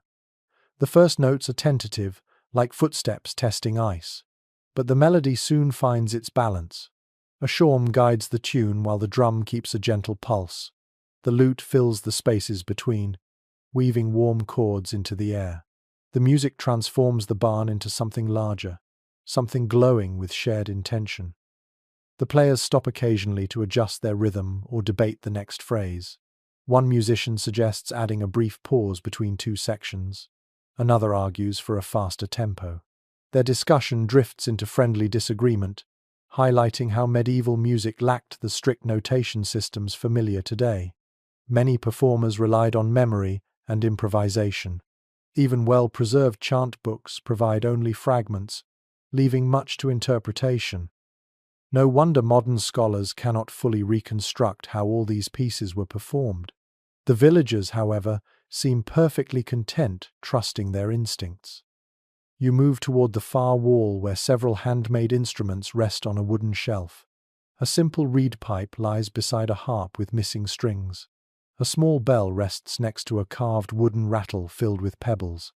A musician notices your interest and explains that some instruments are played only during the 12 days, because their sounds were once believed to chase away winter mischief. Whether or not this custom traces accurately across regions remains uncertain, but the idea clearly matters here. The musician picks up the small bell and lets it ring softly. Its tone is bright and delicate. He tells you his grandmother used to ring a similar bell when preparing for Christmas Eve, claiming it kept the house cheerful. You smile at the image, imagining a cozy cottage filled with ringing and laughter. The practice session continues while villagers trickle in to listen. A shepherd leans on his crook, nodding along to the rhythm. A pair of children sway with the melody. A baker arrives with a basket of warm rolls, offering them to the musicians in exchange for a preview of their performance. They accept happily, and soon the barn fills with the smell of fresh bread mingling with the sound of lively music. A few villagers begin humming along, their voices blending into a soft harmony. One woman sings a short verse in a dialect that carries a lilting, almost playful cadence. She explains afterward that it is a regional carol her mother used to sing. The lyrics describe the return of warmth after winter, though in symbolic terms that hint at both Christian and older seasonal imagery. The overlap reflects the blending of traditions during this period, a phenomenon that leaves historians debating where one custom ends and another begins. The musicians take a short break. You wander outside into the cold, letting the music echo faintly behind you. The fresh air carries whispers of the melody, and the sky has shifted into a clearer shade of blue. You walk along the path and spot two men lifting a heavy drum into a cart. They greet you and explain that they are delivering it to the manor for the main festivities. They mention an amusing detail drawn from their own local lore. The drummer once fell asleep during a performance years ago, right in the middle of a solemn piece. The entire hall laughed about it for weeks. Stories like these travel far in small communities. You return to the barn just as the musicians begin another piece. This one is slow and contemplative, shaped by long notes and gentle harmonies. It feels like a winter evening distilled into sound. The shawm leads with a mournful tone, the lute provides warmth beneath it, and the drum barely taps at all, leaving space for the melody to breathe. You close your eyes for a moment and imagine how this music might feel inside the candlelit hall tomorrow night, echoing through beams and rafters. As the piece ends, the musicians exchange glances of approval. Their preparations are nearly complete. The barn glows with quiet satisfaction, as if the music itself has warmed the air. You step outside again, walking slowly toward the center of the village. The sound of music lingers behind you like a comforting shadow.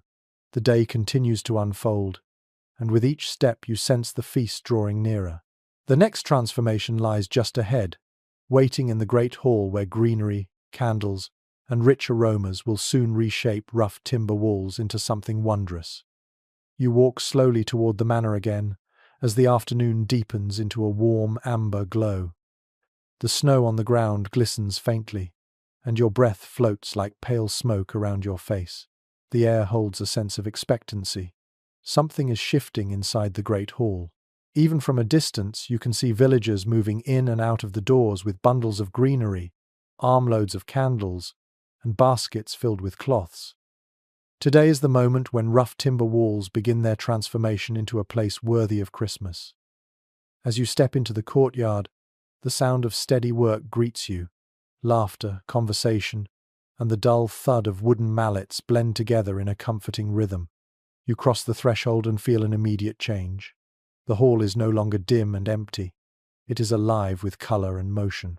Sprigs of holly hang from beams, ivy wraps around pillars, and fresh branches of fir have been arranged along the walls.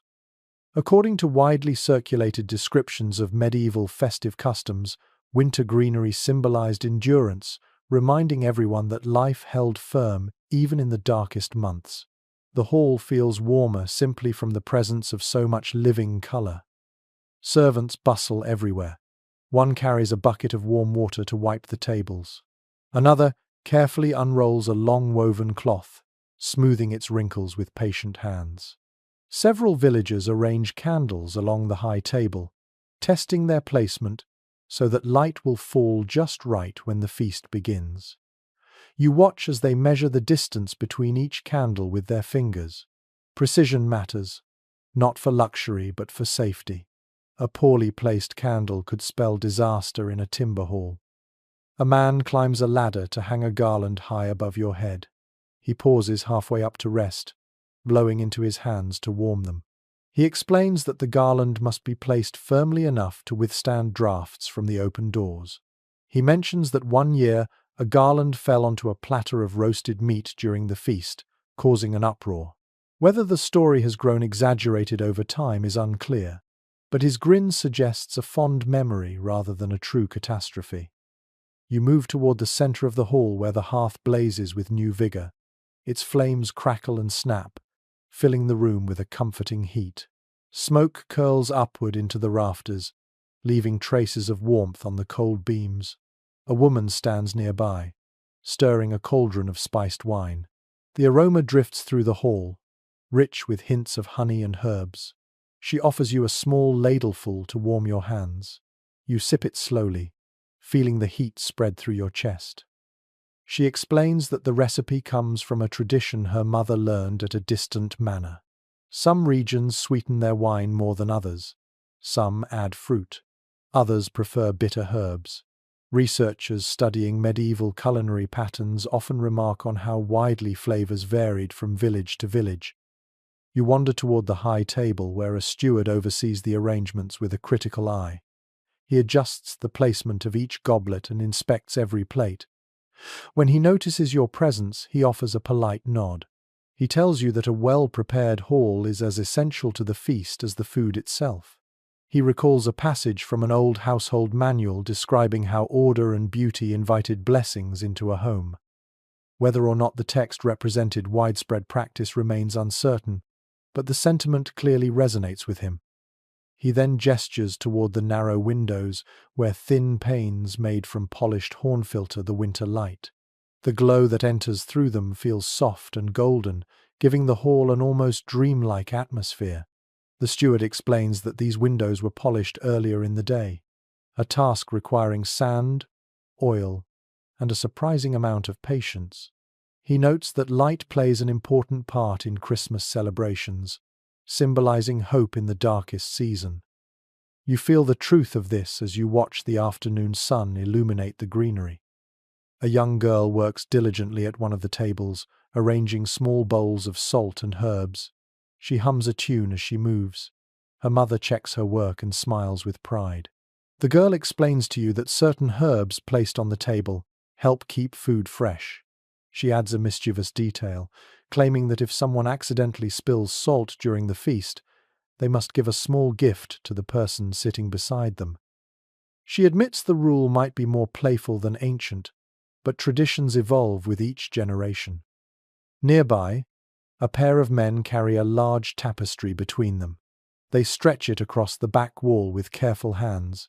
The image woven into it depicts a winter landscape dotted with trees and animals.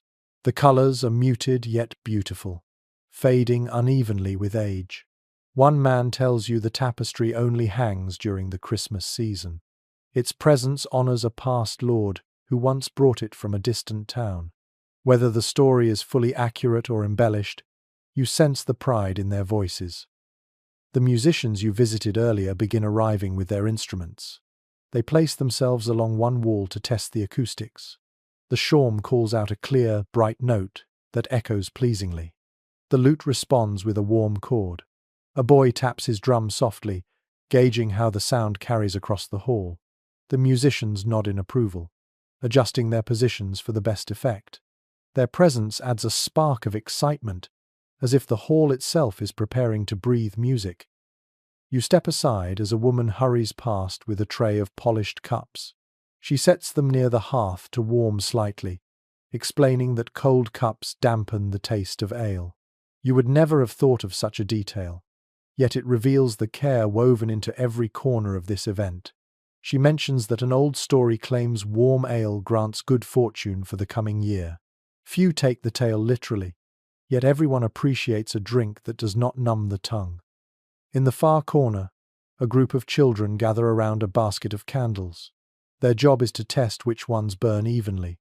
They light each candle, watching to see how the flame behaves. One candle flickers wildly, and the children giggle before setting it aside. Another burns straight and strong, earning the quiet approval of the oldest child. The little rituals of preparation carry a sense of reverence disguised as play. The hall continues to change around you. Tables gleam beneath freshly polished wood. Benches stand in neat rows. Greenery sways gently whenever someone passes, releasing small bursts of fragrance into the air. The servants, who earlier moved with cautious reverence, now walk with a sense of growing pride. The transformation feels nearly complete. You wander toward the door for a final look.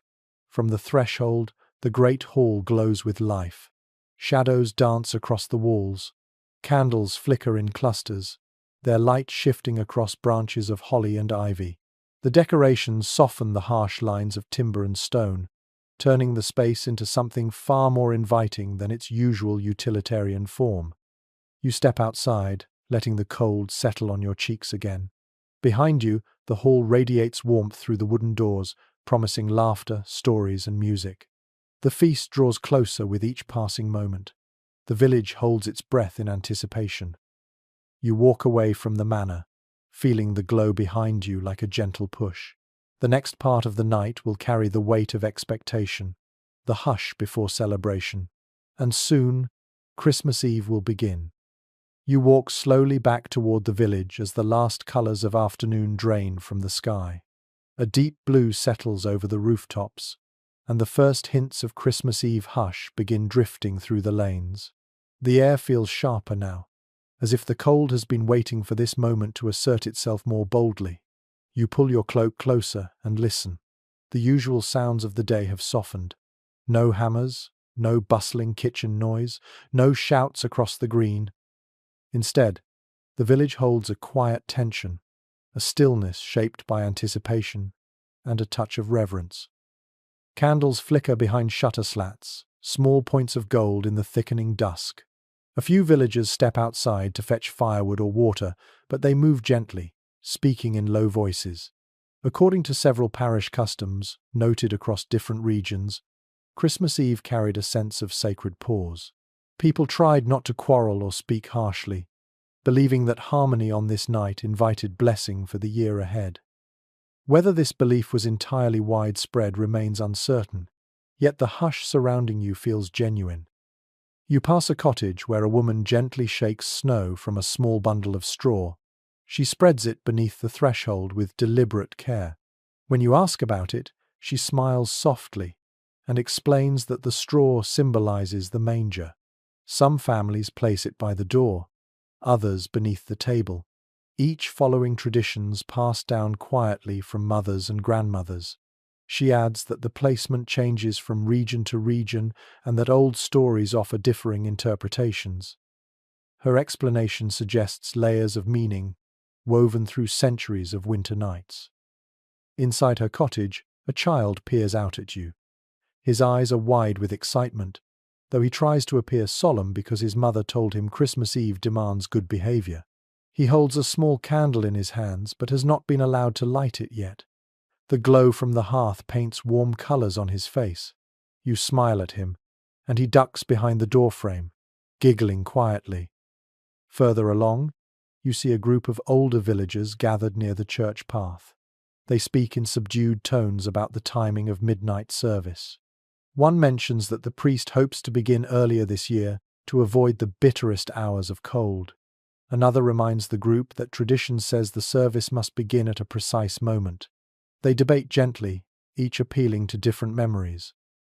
Their exchange reveals how local traditions often shift slightly over time, shaped by practicality and the resilience of community.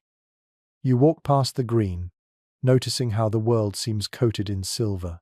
Frost clings to every branch, every rooftop, every fence post. The moon rises slowly above the trees, a clean white disk that throws a soft glow across the village. The scene feels almost otherworldly.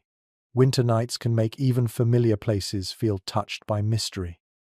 A woman steps outside carrying a bowl covered with cloth. She sets it on a small table near the door and lifts the cloth to check its contents.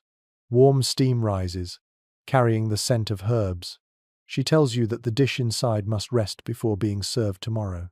She smiles when she sees your curiosity and explains a small custom from her childhood.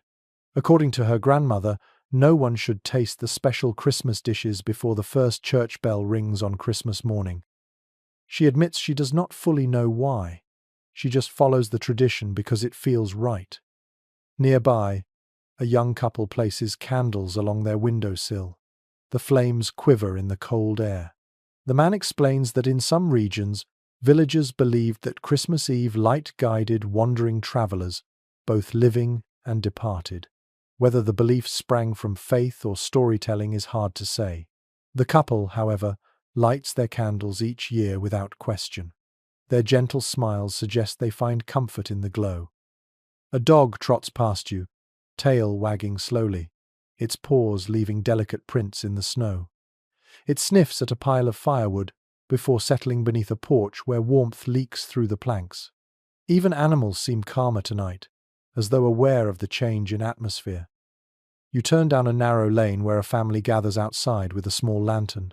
They wait for a relative who must make the final walk from a nearby hamlet before night falls.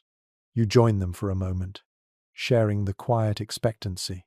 The father explains that relatives often traveled short distances on Christmas Eve, hoping to arrive in time for the vigil service. He mentions hearing conflicting stories about whether such visits were encouraged or discouraged in earlier centuries. He shrugs, saying families have always done what mattered to them. A soft wind rises, carrying the distant scent of pine. You hear a faint bell in the far distance, not from the church but from somewhere near the fields. A shepherd moves slowly toward the village with his flock, leading them into the shelter of a barn. Their soft bleats sound almost musical in the quiet night. The shepherd nods to you as he passes, explaining that on nights like this he never leaves his animals untended. His voice carries a gentle certainty, shaped by years of winter labor. As you approach the church path, you notice villagers placing small candles along the way. Each flame trembles as the cold settles heavier. The path glows faintly, like a trail of stars guiding travelers upward. You imagine walking this path at midnight, surrounded by villagers moving in silence. The imagery feels almost dreamlike. A young girl kneels by the church fence, tying a sprig of ivy to it. She explains that the greenery symbolizes hope for the coming year. She adds a small detail she learned from her grandmother, claiming that ivy represents resilience because it clings to stone even in winter.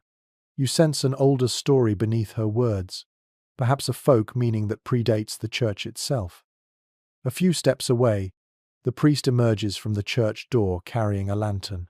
He checks the decorations placed earlier, gently straightening a candle that leans slightly to one side. He pauses to greet you and says that Christmas Eve has always been his favorite night, not because of the ceremony but because of the shared calm before it. He recalls an old passage he once read suggesting that people in earlier centuries believed heaven drew nearer to earth on this night. He adds, with a smile, that such ideas comfort people, though it is difficult to confirm how widely they were believed. He lifts the lantern and walks slowly along the path, ensuring nothing has been overlooked. You step inside the church briefly, drawn by its quiet glow. The interior feels transformed from earlier. More candles now flicker along the edges, illuminating the greenery draped across the walls. Shadows sway gently on the stone floor. A few villagers kneel in silence, their breaths visible in the cold. The moment feels suspended, as if time itself has slowed. You leave the church again, letting the cold settle once more on your cheeks. The entire village appears wrapped in stillness. A few last tasks are completed. A window is shut, a candle is straightened, a child is ushered indoors, and gradually, the village settles into a deep, hushed waiting. You walk toward your resting place with slow steps. The moon shines bright, the snow sparkles beneath it, and the air holds a silence that feels almost sacred. Christmas Eve lies fully upon the village now, quiet and expectant, its weight carried in every lantern, every whisper, every careful gesture. Soon the bells will call everyone into the night, but for now, the hush remains. You make your way up the church path again, when the first soft bell begins to ring across the snow-covered village. Its sound is gentle at first, almost hesitant, as though the bell itself is waking from a long winter rest. Then it grows clearer, spreading through the stillness with a calm authority that draws people from their homes. The night air feels sharper now, but strangely alive. This is the moment everyone has been preparing for. Midnight Mass, the quiet heart of Christmas Eve. Lanterns appear one by one along the lane as families step out into the cold. Their bundled shapes glow softly, each lantern throwing a small circle of gold onto the snow. You join the slow procession climbing the path. No one hurries, no one speaks loudly. The sound of footsteps in the snow becomes its own quiet rhythm. According to several often cited descriptions of medieval worship, the walk to midnight mass was considered part of the ritual itself, a transition from ordinary time into sacred time. You reach the church steps just as the doors open wide. A warm glow spills out, inviting the villagers inside.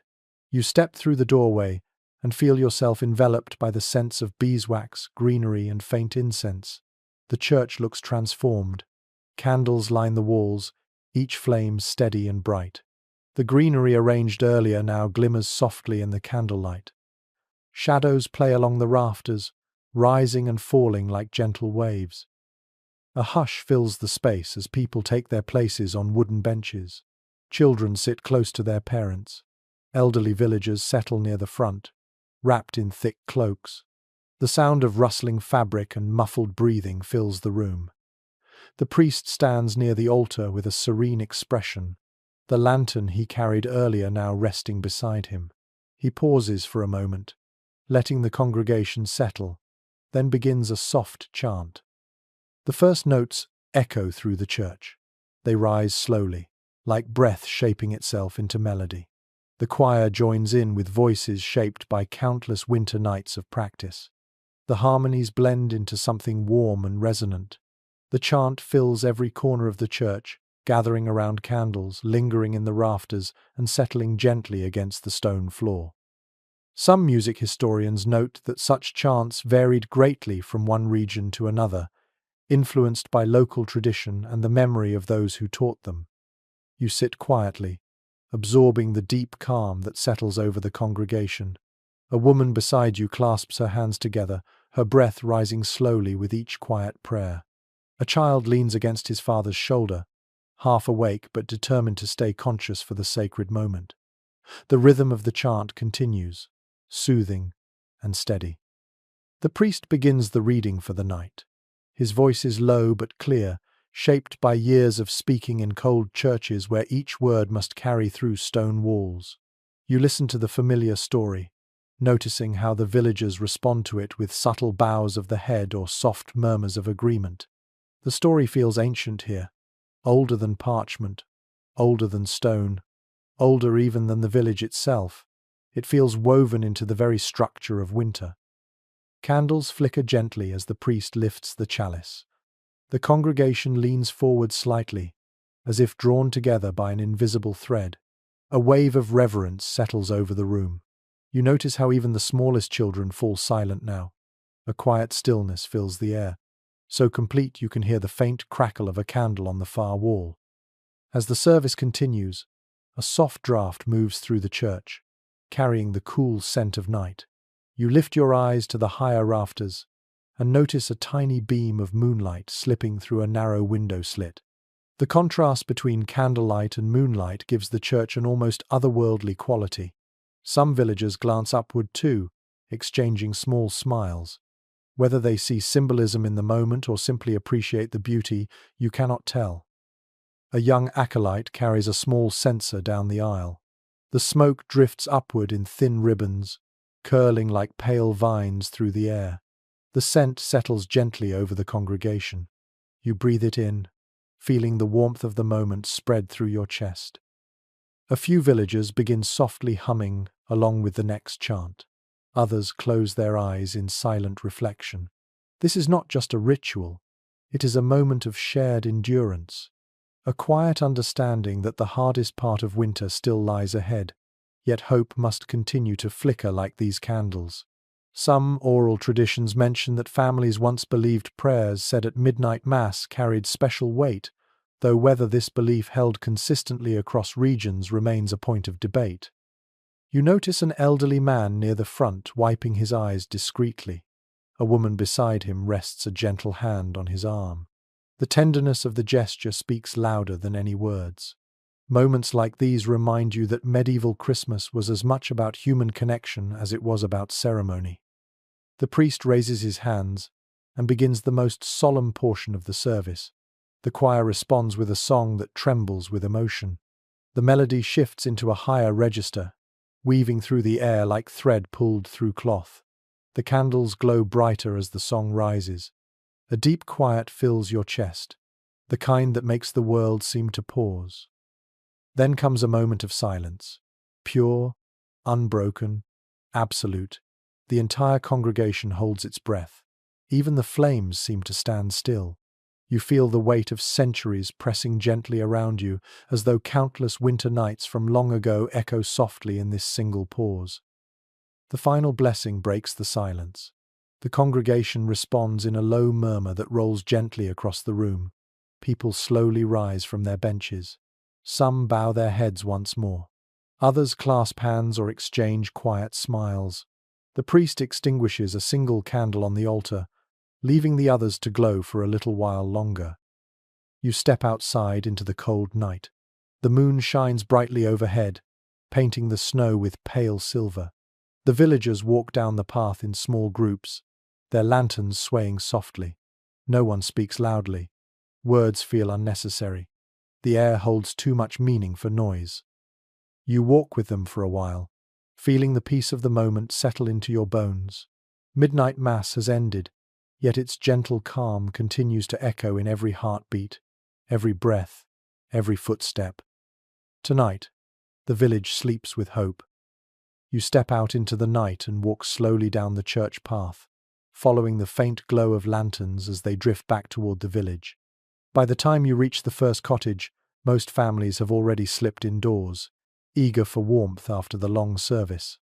The air feels softer now, less tense than earlier, as if the village has released the breath it had been holding all evening.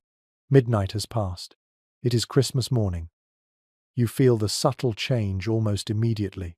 The cold is still sharp, but something warm lingers beneath it, a quiet spark left behind by candlelight and song. You pause in the center of the lane, letting the hush wrap around you like a thick wool blanket. A few stars shimmer overhead between patches of faint cloud. The moon hangs lower now, casting a pale glow across the rooftops. The first sign of awakening comes from a cottage nearby where a faint clatter breaks the silence. You move closer and hear a woman's voice humming a gentle tune. According to several well-preserved church diaries, families often rose early on Christmas morning, eager to begin the day with small rituals, even if sleep had been brief. The woman opens her door a crack to shake out a bundle of cloths. Steam escapes from the cottage, carrying the scent of warm bread. She notices you and offers a smile, explaining that she wants her household ready before visitors arrive later.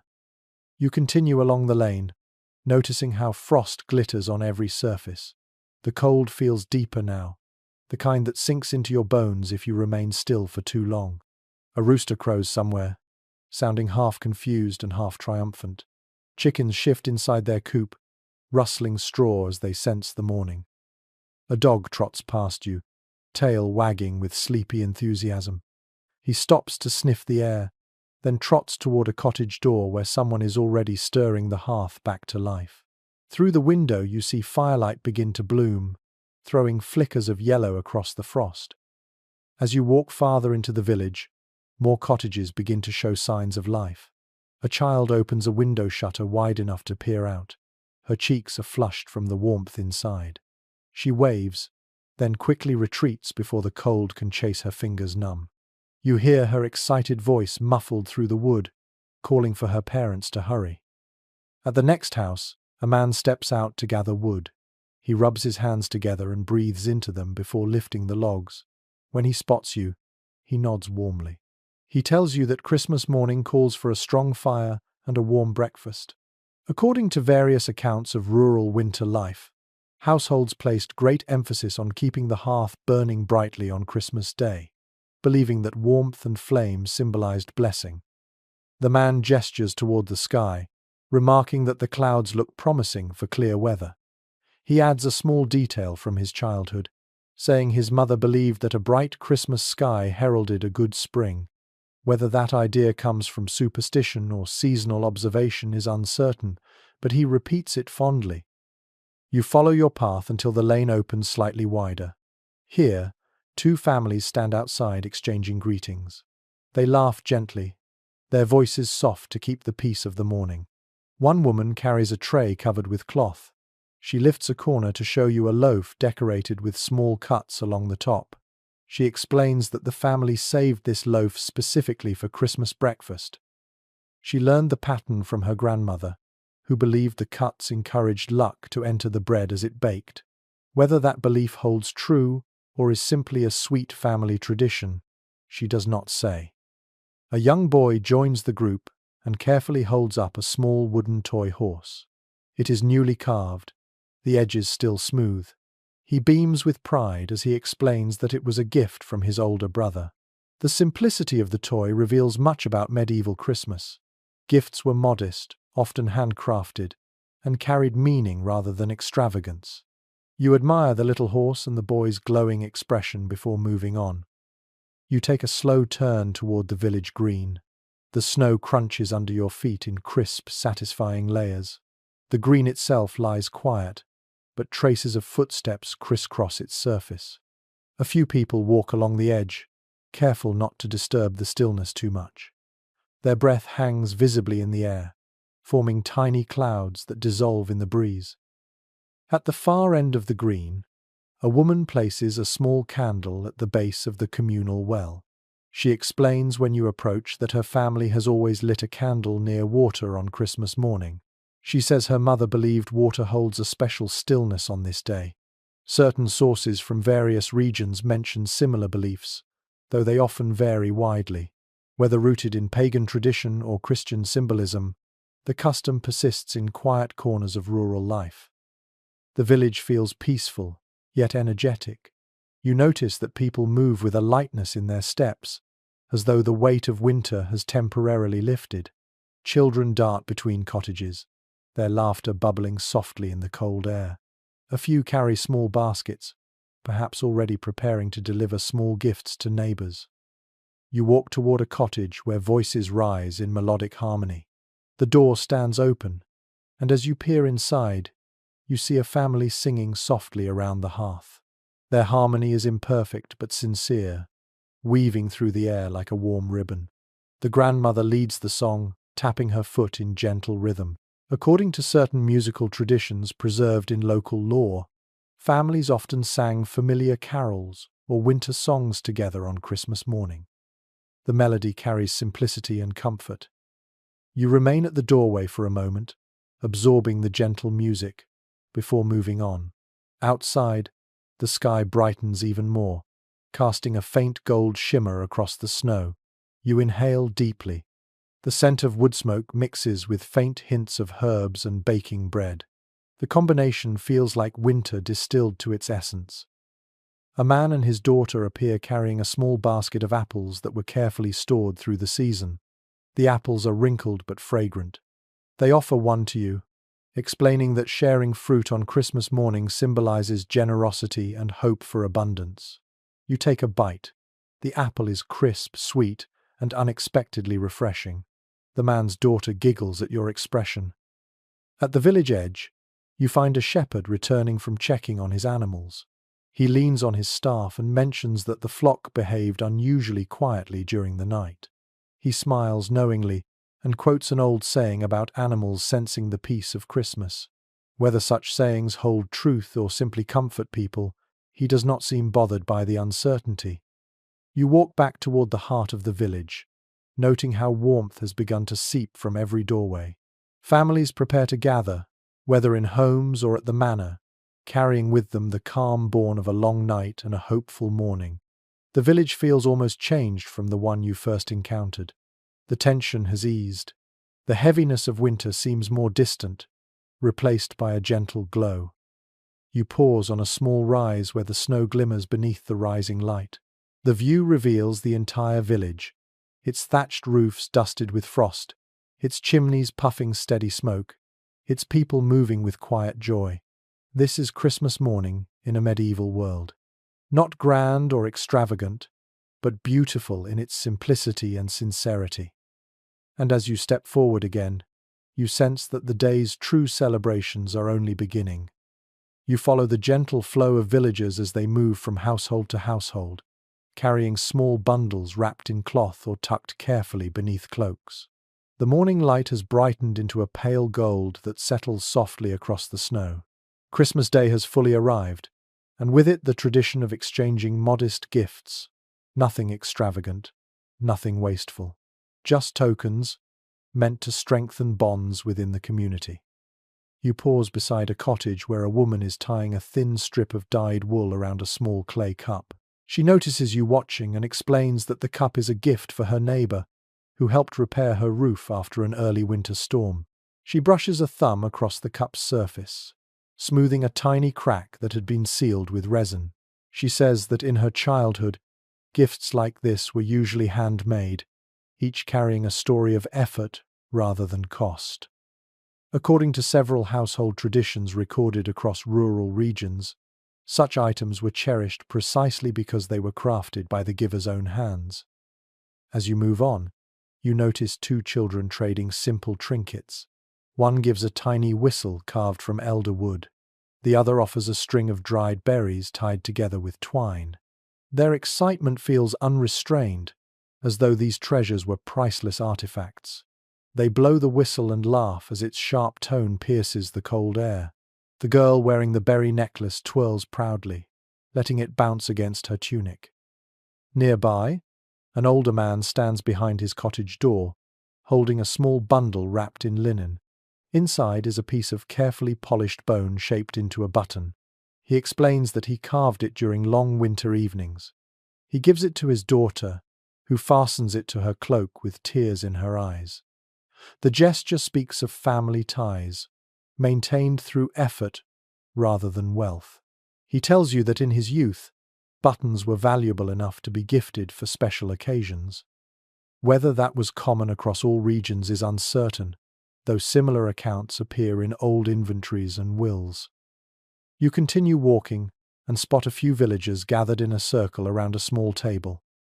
On it sit modest items: a woolen glove, a carved wooden spoon, a sprig of dried herbs tied neatly with a ribbon. Each villager approaches the table to exchange something with a neighbor. The process resembles a slow, almost ceremonial dance.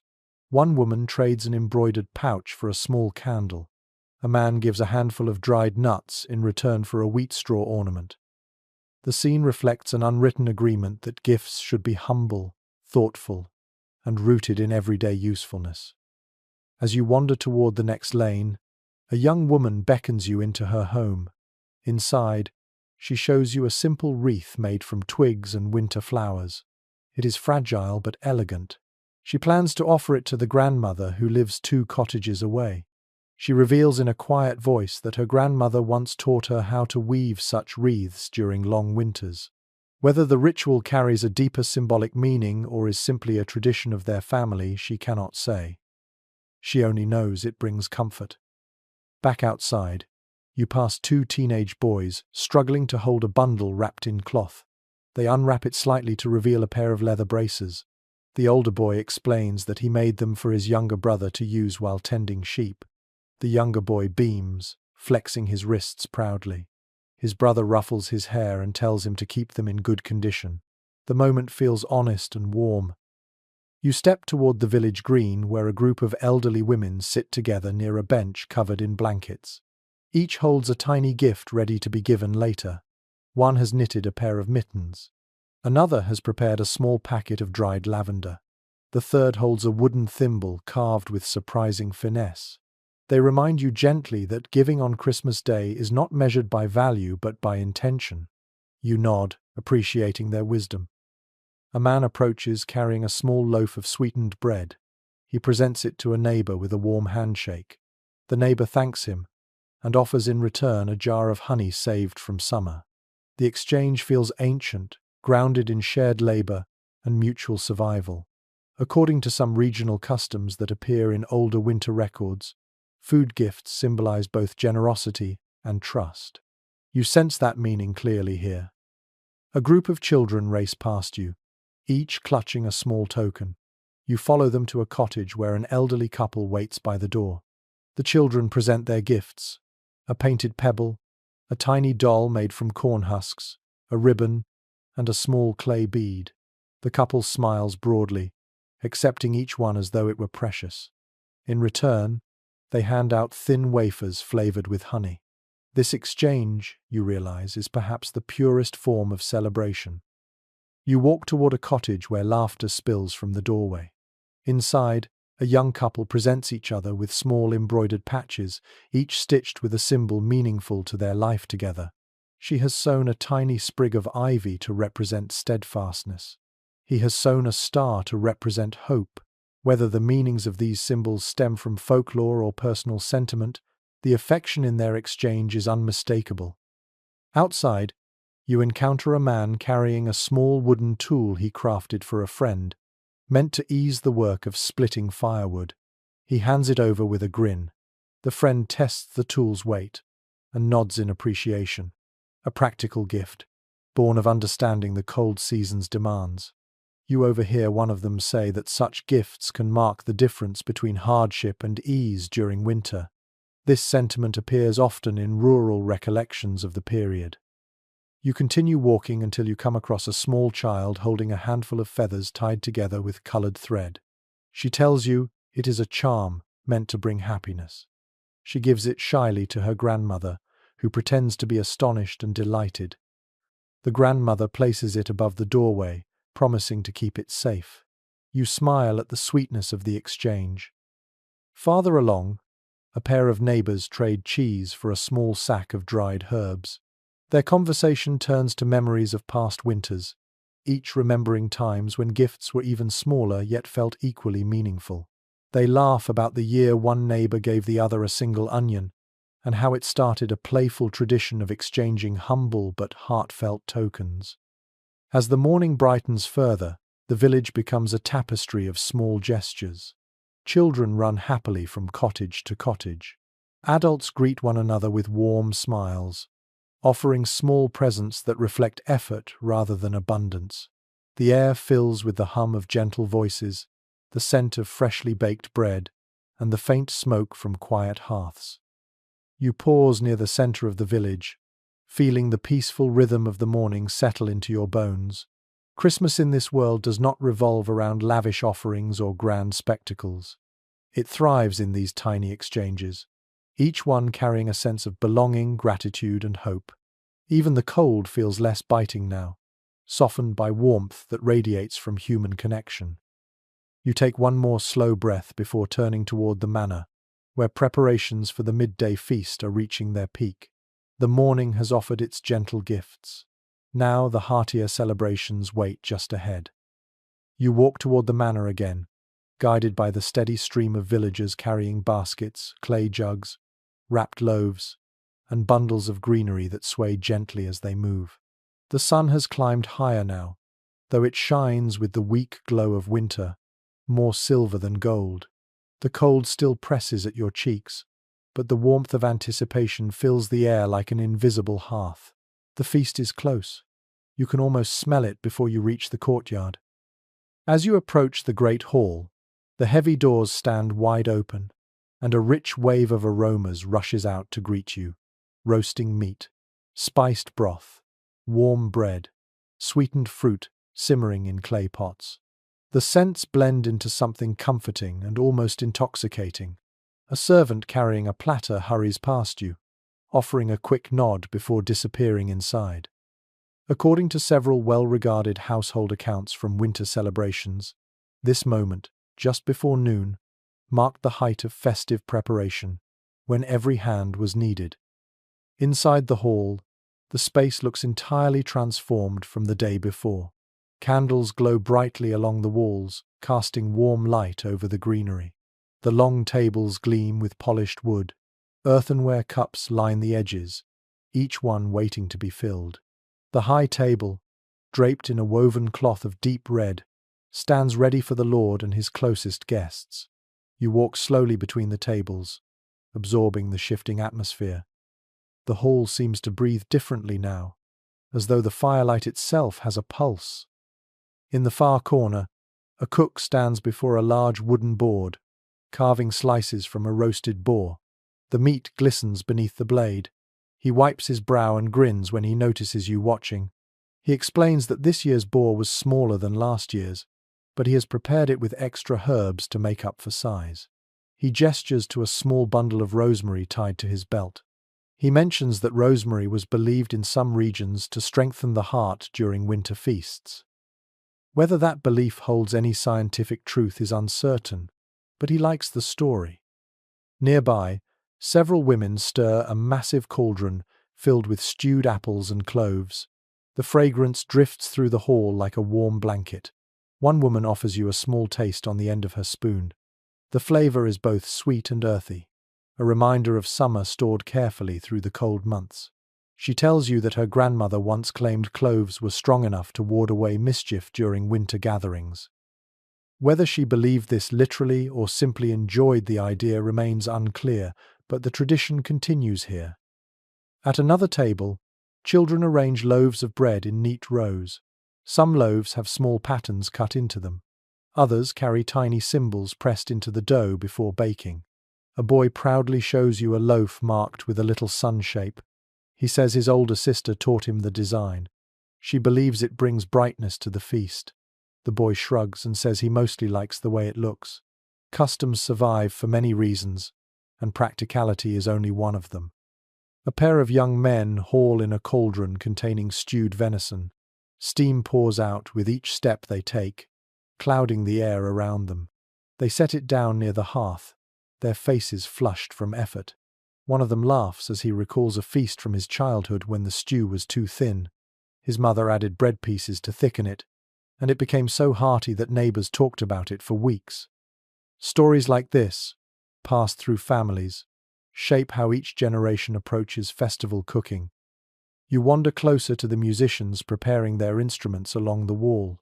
They tune their lute, test the shawm, and tap the drum with careful precision.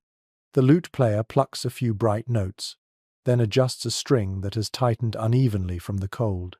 The shawm player warms her reed between her palms, bringing it closer to the fire for a moment. The drum sits ready, its skin stretched taut and resonant. The musicians exchange looks of satisfaction as their sounds begin to blend. They tell you they will play once the feast begins, guiding the rhythm of the celebration. Servants begin placing trenchers on the tables. These are thick slices of stale bread, carved flat to serve as plates. A young girl carries a stack of them, wobbling slightly under the weight. She explains that the trenchers will soak up juices from the meats and stews, becoming soft and flavorful by the end of the meal. The idea of edible plates feels whimsical at first, but entirely practical in a world where nothing is wasted.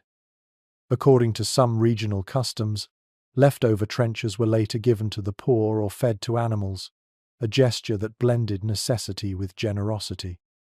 The hall grows noisier as villagers enter, their faces bright with warmth. They carry baskets wrapped in cloth, revealing contents only once they reach the tables. One family brings a small cheese carefully preserved from late autumn. Another offers a jug of ale brewed with dark malt. A woman unwraps a pie filled with venison and dried herbs. The moment each basket opens feels like a quiet unveiling, each family contributing their pride to the feast. A loud cheer echoes from the doorway as the lord of the manor enters, dressed in warm layers trimmed with fur. He moves toward the high table with steady steps, bowing his head slightly in greeting to the villagers. The elder who stands closest bows in return, a gesture that reflects both respect and mutual gratitude.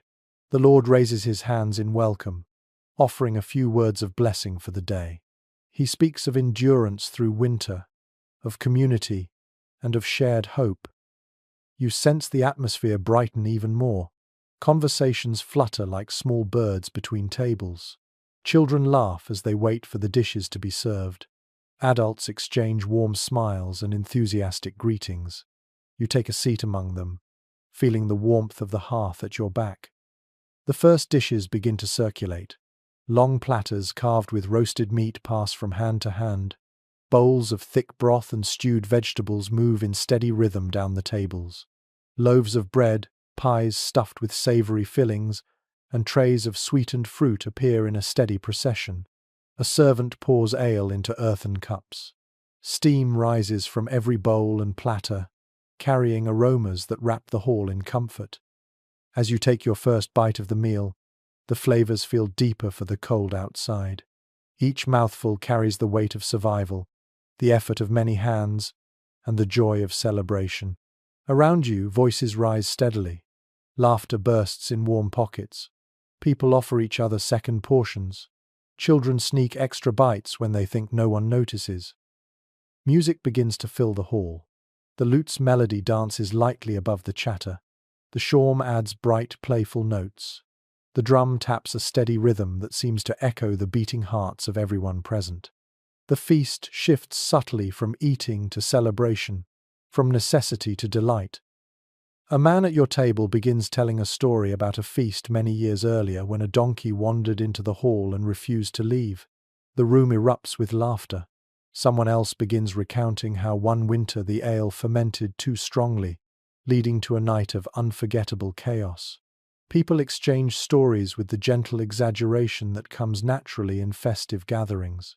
The memories float between tables like warm currents. You lean back slightly, absorbing the warmth, the music, the scents, and the glow of candlelight. The feast feels endless in the best way, a moment when time relaxes its grip and winter loosens its hold. This is medieval Christmas at its most vibrant, its most communal, its most deeply human. Eventually, the laughter softens, plates empty, and cups grow still, but the warmth lingers, filling every corner of the hall. And soon, as the feast slows to a comfortable murmur, the merrymaking will begin. You ease back from the long table, your stomach warm with food and your cheeks tingling from the heat of the hearth. Around you, the hall hums with the soft contentment that follows a satisfying feast. Bowls are scraped clean, cups are drained, and the last few platters find their way back toward the kitchen. But no one rises to leave. Everyone knows the meal is only the first part of the celebration.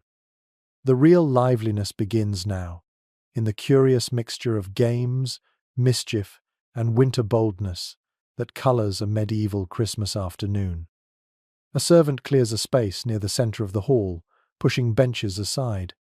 Children gather immediately, curious and eager. An older man waves a long stick and calls for quiet. He announces the first game with a flourish, blindfold tag. Several children cheer. A young girl volunteers to be blindfolded, and the man ties a cloth gently around her eyes. She spins 3 times, then stumbles forward with arms outstretched while the other children scatter, their laughter bouncing off the walls in bright echoes. You watch as the girl gently bumps into a boy hiding behind a pillar. He shrieks with laughter and becomes the next seeker. The simple game fills the hall with warmth that even the fire cannot rival. According to descriptions preserved in winter recollections from various regions, playful contests like this were common during Christmas gatherings. They provided a welcome release from months of cold and work. Nearby, a group of men gather near the hearth where a circle of cleared space reveals the stone floor. One slaps another on the shoulder and challenges him to a wrestling match. They clear a wider circle as more villagers gather to watch. The first pair grapples with friendly intensity, their boots slipping slightly on the stone. A cheer rises when one manages to topple the other gently to the ground.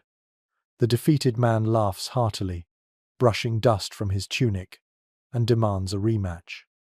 Wrestling contests like these appear frequently in medieval accounts of winter festivities, often described as displays of strength and good humor rather than real competition. At one end of the hall, teenagers invent mischief of their own. They steal a garland from the wall and create a makeshift crown, placing it on the head of an unsuspecting neighbor who has dozed off after the meal. When he wakes and realizes he has become the hall's evergreen king, he bursts into laughter. According to several folkloric notes collected from rural settlements, it was not unusual for someone to be declared the king of misrule for an afternoon, a light-hearted role that allowed playful teasing without offense. The musicians see the rising energy and gather again along the wall. The lute begins a cheerful tune, plucked in rapid, dancing notes. The shawm answers with bright, lively phrases, and the drum taps a quick, irresistible rhythm. The music seems to tug at feet, shoulders, and hands. People begin to sway, tap their toes, or spin in small dances. A pair of young women join hands and twirl in quick circles, skirts swishing as they laugh breathlessly. A few older men attempt the dance as well, though one quickly admits defeat and sits down, fanning himself dramatically to amuse the crowd. A man near you picks up a wooden cup and challenges his neighbor to a contest of riddles. He begins with a simple one, asking what grows tall yet is cut down in youth. The neighbor answers correctly, a candle. Laughter ripples through the group. The neighbor counters with a more complicated riddle, involving a creature with no legs that travels great distances. The man hesitates, rubbing his chin. A child pipes up with the correct answer. The wind. The hall erupts in applause.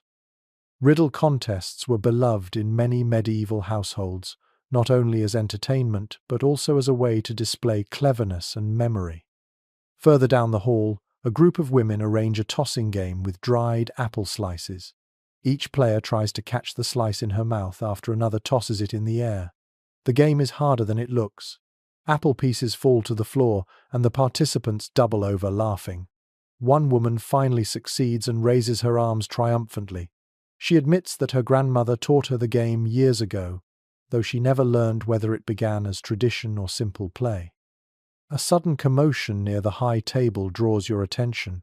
Several men gather with a large wooden board set between two benches. They place smooth stones on one end. One man tilts the board slightly, so the stones roll toward the other end. The goal, apparently, is to land the stones within a chalk circle drawn hastily on the wood. The game resembles a tiny version of a curling match. The enthusiasts debate passionately about the correct angle to tilt the board. One man insists that the key is in the wrist. Another swears that certain stones roll straighter because of their shape.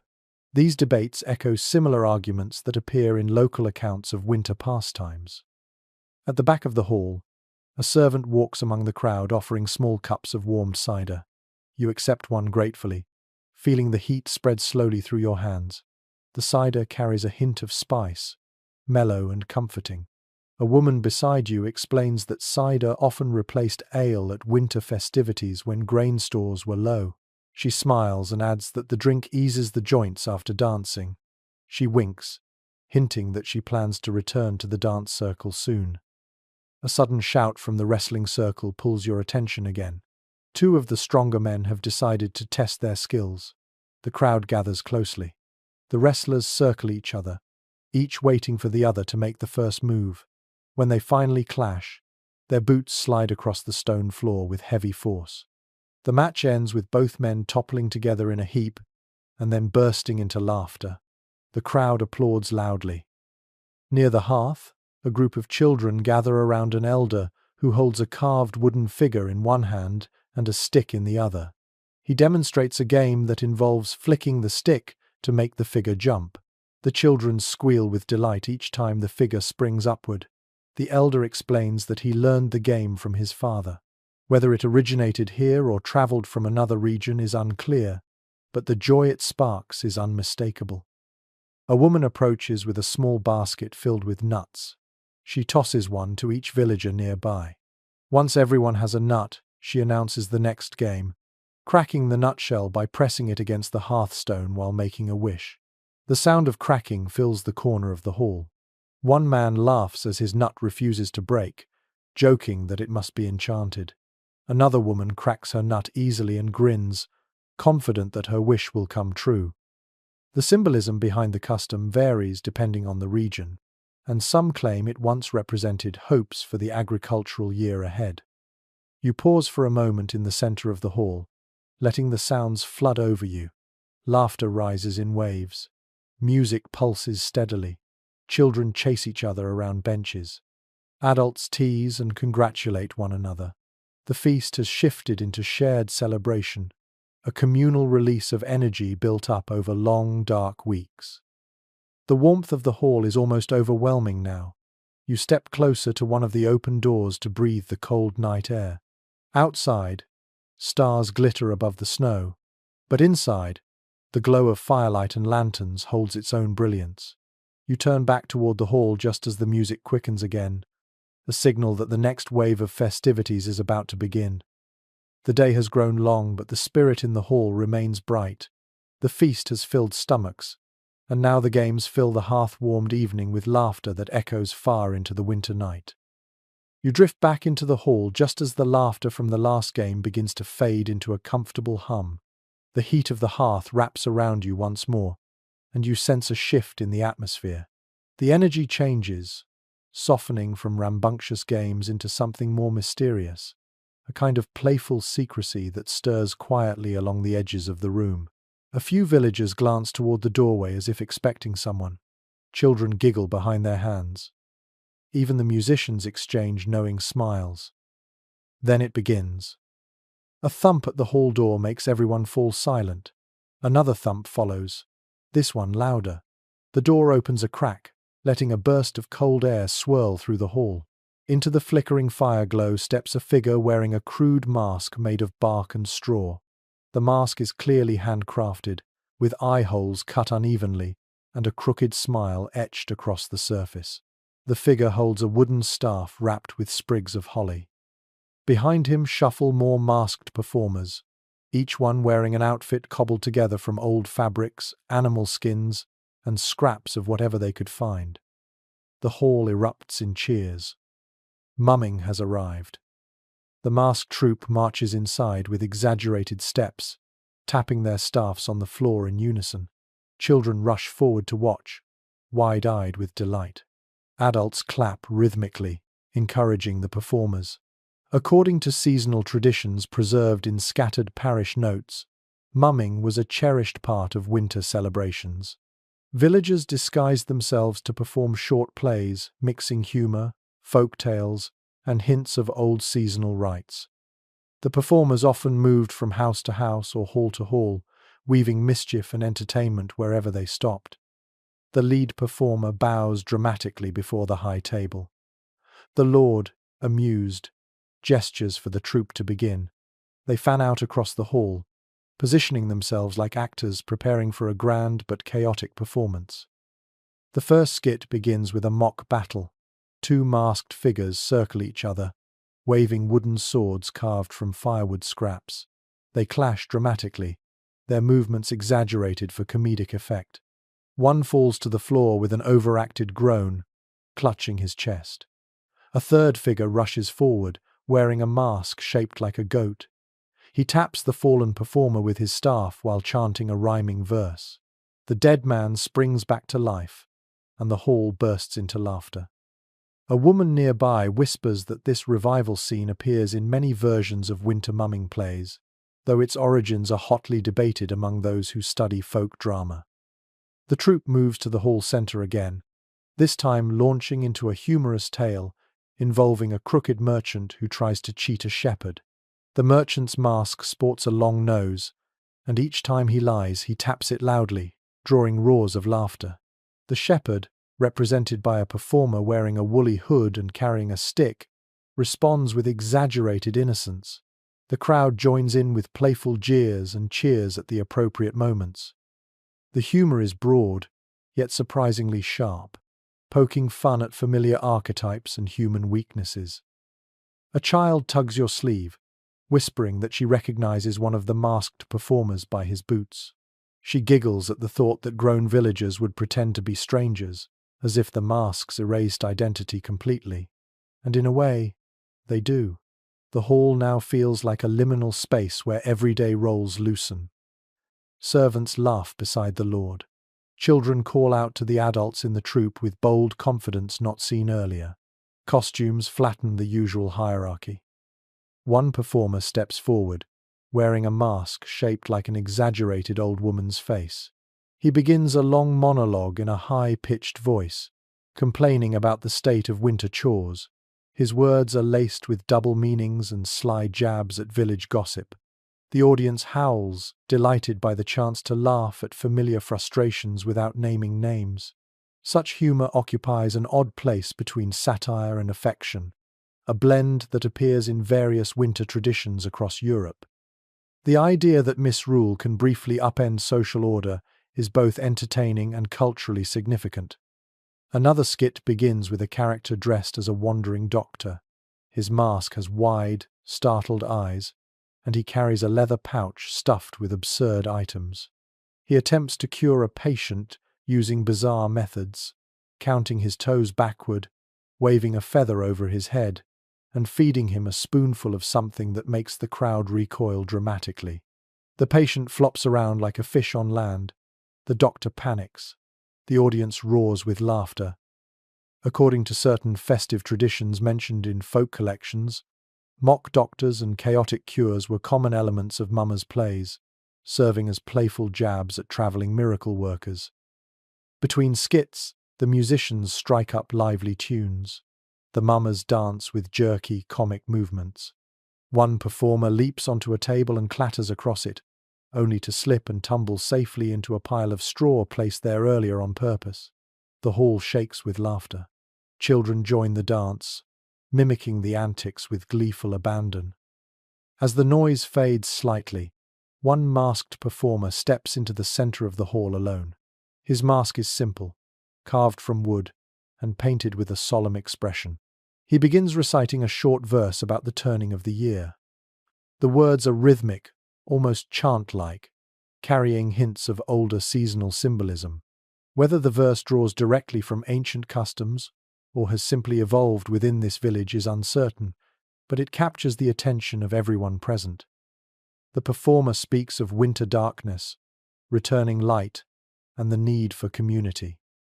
When he finishes, the hall remains quiet for a moment before applause breaks out in warm waves. After the applause, the mood lightens again. The goat-masked performer returns to lead the audience in a call and response song. The lyrics are simple and rhythmic. The villagers join in quickly, clapping their hands and stamping their feet. The floor feels alive beneath you, vibrating from the collective rhythm. A teenager wearing a crude fox mask prowls playfully between tables, stealing leftover apple slices from plates. People laugh and pretend to chase him. Players often disguise themselves as animals during winter mumming, sometimes representing symbolic guardians or tricksters. Though interpretations vary, the animal masks always draw delight, especially from children. One performer approaches you, offering a small token carved from wood. It is shaped like a little bird. He bows deeply, then flits away before you can respond. You overhear someone say that receiving a token from a mummer brings luck for the coming year. Whether the belief is superstition or simply a cheerful custom is unclear, but you feel honored nonetheless. The final act begins with every performer moving into a line. They bow deeply, then dance in a chaotic chain, weaving between tables while the musicians strike their fastest tune of the evening. Villagers stand and clap in time, some joining the dance briefly before breaking into laughter. The chain winds through the hall, under garlands, around benches, and beside the hearth. Finally, the troupe gathers near the entrance. With a final rhythmic tap of their staffs and a playful bow, they slip out into the cold night, their laughter echoing faintly as the door closes behind them. The hall bursts into relieved, joyful applause that lingers long after the performers disappear. Then the noise softens. People begin to settle again, exchanging reflections on their favorite moments. Children reenact scenes with exaggerated gestures. Adults discuss whether this year's mumming troupe was bolder than the last. A few speculate about who hid behind each mask, though no one seems eager to ruin the mystery. You feel a warm glow settle in your chest as you take in the lively hall. The feast filled stomachs, but the mumming has filled hearts. Mischief and storytelling have blended into something magical, turning this cold winter afternoon into a moment of shared delight. The games will continue, more stories will be told, and soon the spirit of charity will test the boundaries of the feast, spreading from the hall to those waiting just beyond its doors. You linger near the hall's entrance as the applause from the mummer's final bow melts into warm chatter. The musicians rest their instruments on their knees, catching their breath. Children dart between benches, reenacting scenes from the performance with gleeful exaggeration. But slowly, beneath the laughter and movement, a subtle shift begins to take hold. The energy softens, turning outward rather than inward, as though the hall itself remembers something important, something still waiting to be done. Christmas Day in this village is not only about feasting and games, it is also a day of giving, not gifts meant for laughter or small tokens of affection. This part of the celebration turns towards charity, toward those in need. According to descriptions found in various community records across different regions, Christmas often carried a strong expectation of generosity. Those with food shared it. Those with warm clothes passed them to neighbors. Those with coin gave a little to the poor. The value of such offerings was small in material terms, yet immense in meaning. A steward steps forward and raises his hand for quiet. The hall hushes almost instantly. He nods respectfully toward the assembled villagers, then gestures toward a group of servants carrying baskets filled with food wrapped in cloth. These baskets contain portions carefully set aside from the feast: roasted meat, bread, stewed fruit, a few pieces of cheese, even a little ale in sealed jugs. The steward explains that these baskets are to be delivered to families who could not attend the feast due to illness, age, or hardship. Several volunteers step forward at once. A young woman wraps a wool scarf around her neck and lifts one basket with both hands. A pair of teenagers heft two more. A mother with her daughter takes another, adjusting the bundle against her hip. You notice how naturally they move, as though distributing food is as essential a part of the day as eating it. You follow the group outside into the crisp afternoon air. Snow crunches beneath your feet. Your breath forms pale clouds that drift upward into the stillness. The warmth of the hall diminishes behind you, but the glow of purpose remains. Lanterns swing gently from the volunteers' hands, scattering soft circles of light across the snow. Their first stop is a small cottage near the village edge. A thin wisp of smoke curls from the chimney. The young woman carrying the first basket knocks softly. An elderly man opens the door, his face lined with age but brightening when he sees her. She hands him the basket and explains its contents. He thanks her quietly, eyes shining as he peers inside. You sense that this gesture, more than the food itself, gives him strength. He invites her to step in for warmth, but she declines with a kind smile, promising to check on him again soon. The group walks on, each step leaving crisp impressions in the snow. The sky above is turning a gentle pink, brushed with fading winter sunlight. At the next cottage, a woman recovering from an illness sits wrapped in blankets near the door.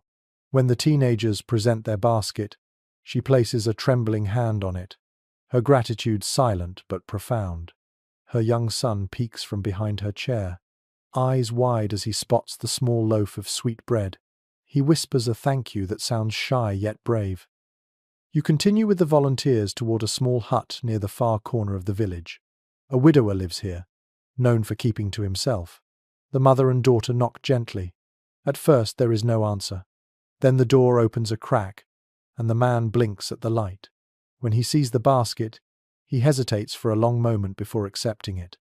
The daughter hands him a small sprig of ivy as well, explaining that it was her idea to bring it. The widower holds it carefully as though it was something fragile. You notice how his shoulders relax slightly, as though the quiet burden he carries has lightened. Once the baskets are delivered, the group returns toward the hall, but the giving is not finished yet.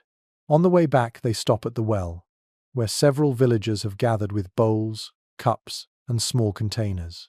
One man stands ready to boil water in a large pot set on a sturdy tripod. Another carries bundles of herbs meant to infuse the water with warmth. They are preparing a simple drink to offer freely to anyone passing through the village on this cold afternoon. A traveler, a shepherd, a lonely neighbor, whoever needs it. A woman stirs the pot, watching steam rise into the icy air. She tells you that her mother always insisted on warming water with herbs on Christmas afternoon. According to her family's tradition, offering a warm drink to a stranger counted as a blessing that returned tenfold in the coming year. Whether this belief is ancient or simply her family's fond superstition is impossible to guess, but she carries it proudly. As the first batch finishes boiling, villagers take turns offering the drink to anyone nearby. A shepherd stops on his way back to the fields. His hands shake slightly from the cold, and he accepts the cup with a grateful nod. A small group of travelers passing through the region approaches hesitantly, but the villagers welcome them warmly, offering bread and hot drink in equal measure.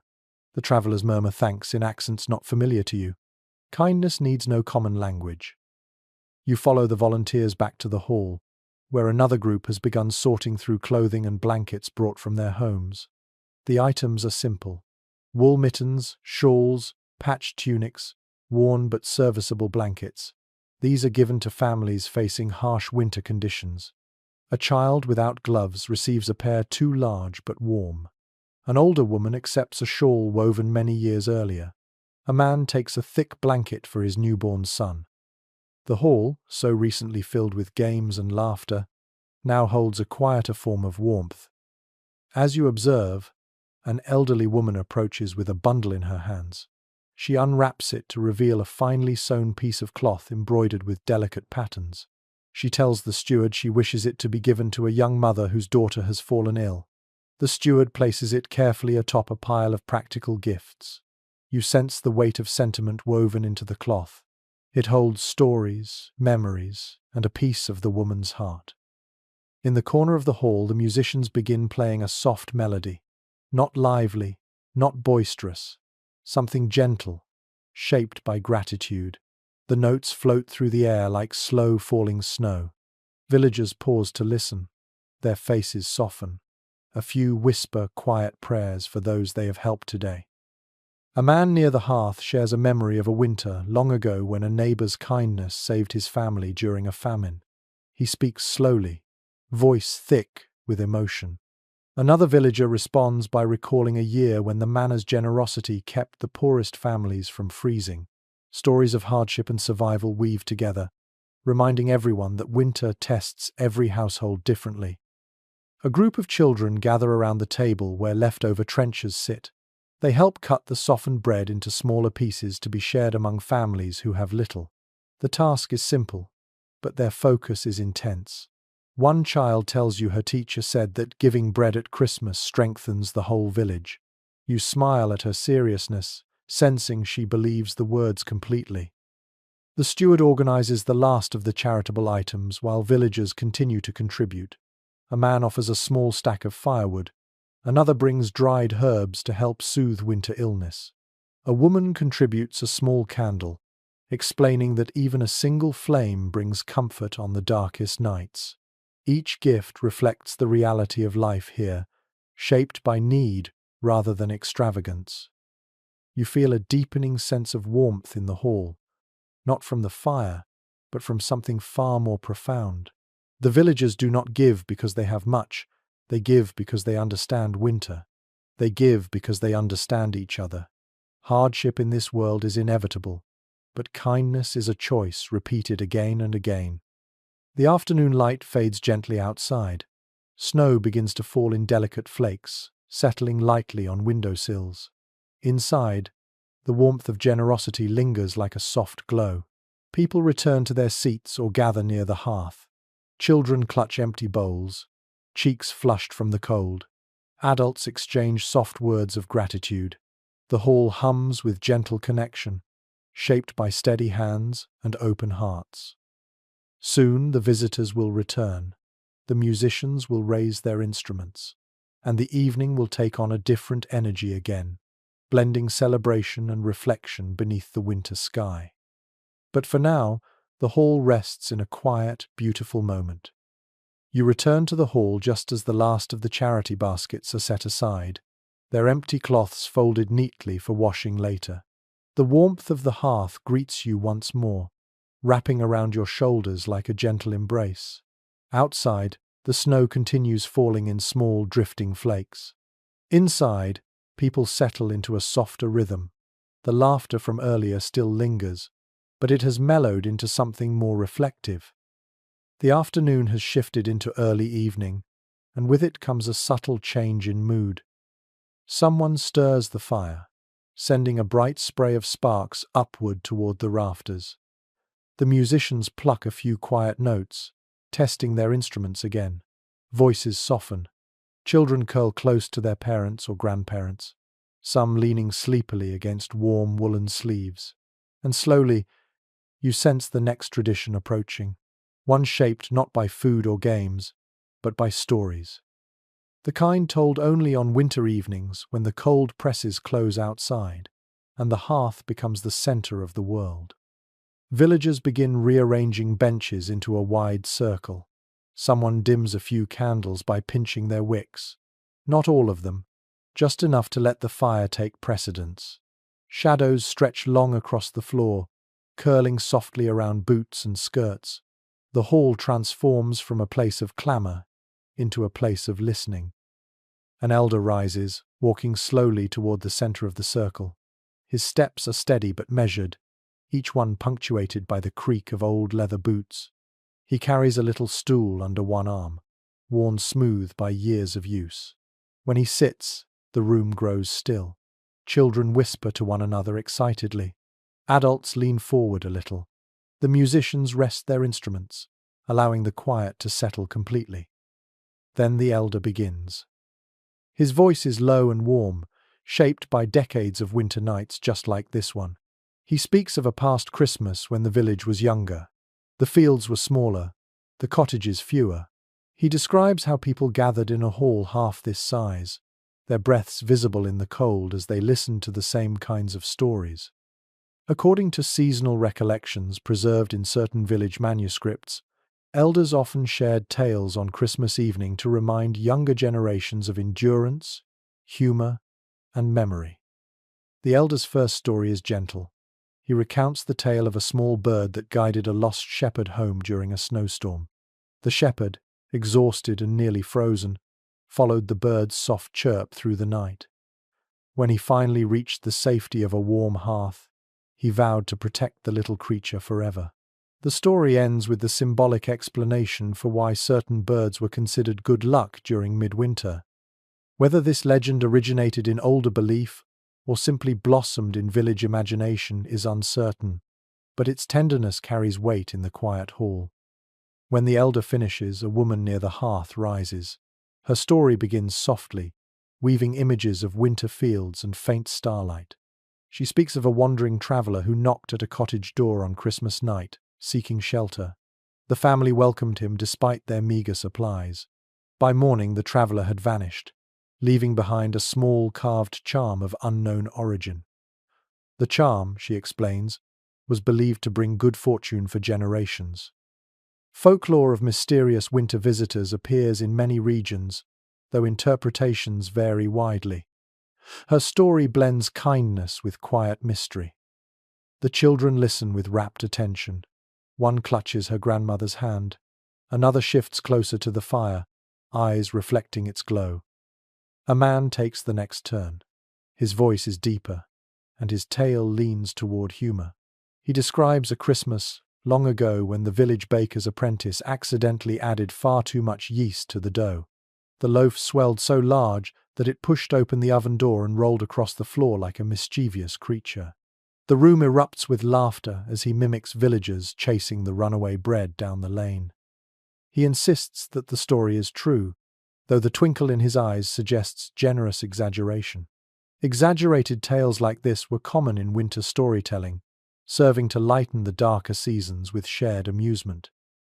Next, an older woman stands slowly, leaning on a wooden cane. She tells a story about lights seen floating near the trees on a long-ago Christmas night. Some villagers insisted the lights belonged to wandering spirits. Others believed they were torches carried by hunters trapped in the forest. The truth, she says, was never discovered.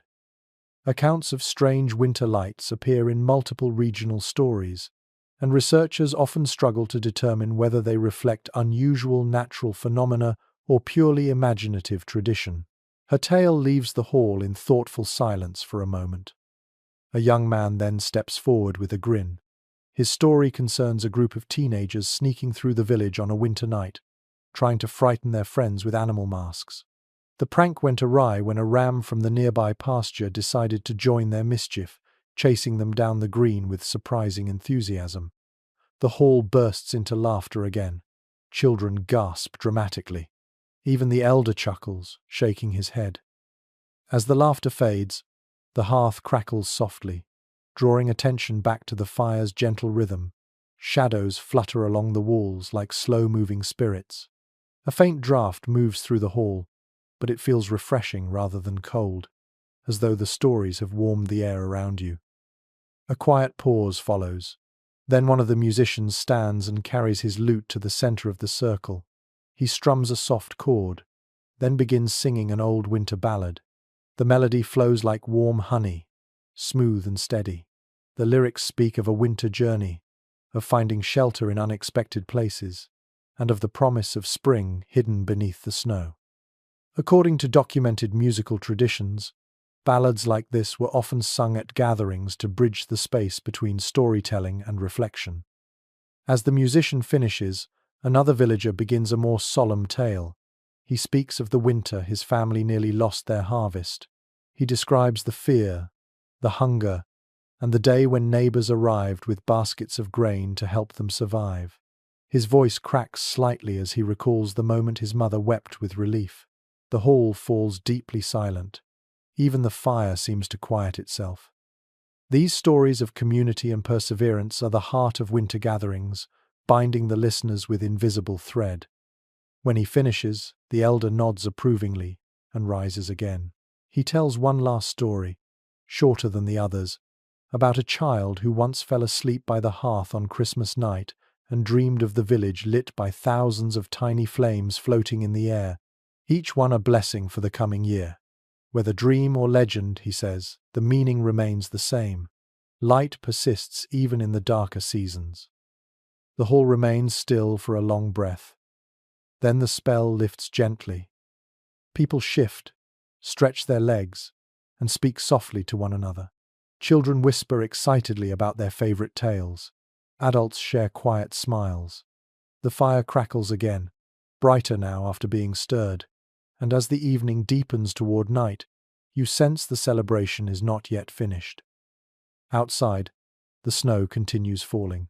Inside, where the stories linger like warm embers, the next tradition waits patiently to unfold.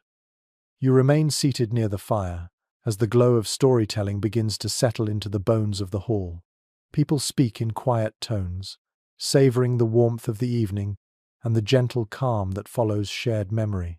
But gradually, as the fire grows brighter and the shadows deepen along the rafters, a new kind of anticipation drifts through the room. Children sense it first. Their heads lift, their eyes widen. They look toward the door, then toward the oldest villagers, as if waiting for permission. It is time for the Christmas chowder walk. The name sounds humble, but the meaning runs deep. In many rural communities, Christmas evening held a tradition of sharing small bowls of warm stew or broth with neighbors and travelers passing through. Not the grand feast of midday, not the sweet dishes saved for the end of the night. Something simpler, something meant to be carried, shared, and remembered. According to certain winter customs recorded in local notes, this tradition balanced generosity with practicality, ensuring that no one ended Christmas hungry. A woman near the hearth rises and signals to the kitchen servants. They return carrying large pots filled with thick, steaming stew. The aroma of simmered root vegetables, herbs, and bits of meat fills the hall with a comforting warmth. Children hurry forward with wooden bowls, their hands outstretched. Adults line up behind them, patient and calm. You accept your own bowl, feeling the heat radiate through the wood. The stew is rich but humble, made from ingredients that hold well in winter: carrots, turnips, barley, and small pieces of leftover meat. A young man beside you remarks that every family contributes something to the evening stew. One person offers herbs, another adds barley. Someone else provides a small cut of pork saved from their own supply. A pot like this contains the village itself, piece by piece. The tradition requires the stew not to remain indoors. Once served, villagers bundle up again, ready to step back into the cold. Lanterns are passed around, cloaks are pulled tight. The door swings open, letting in a crisp breeze. The warmth of the hall spills outward into the snowy evening.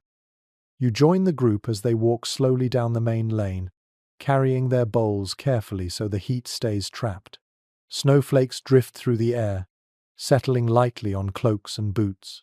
The lanterns cast soft circles of gold across the ground, turning the snow into a patchwork of shadow and light. The first stop is the cottage of an elderly woman who rarely leaves her home in winter. The villagers knock gently. She opens the door, her face illuminated by lantern glow. When she sees the group, her expression softens into a smile that carries both surprise and understanding. The young man offers her a bowl of stew. She thanks him warmly and invites the group to stand near her doorway for a moment, savoring their company before they continue their walk. Farther down the lane, the group pauses beside a cottage where a man has been mending fishing nets by candlelight. He looks up when the villagers approach. He sets his tools aside as the children hand him a bowl. He laughs softly, explaining he expected them but did not know when they would arrive.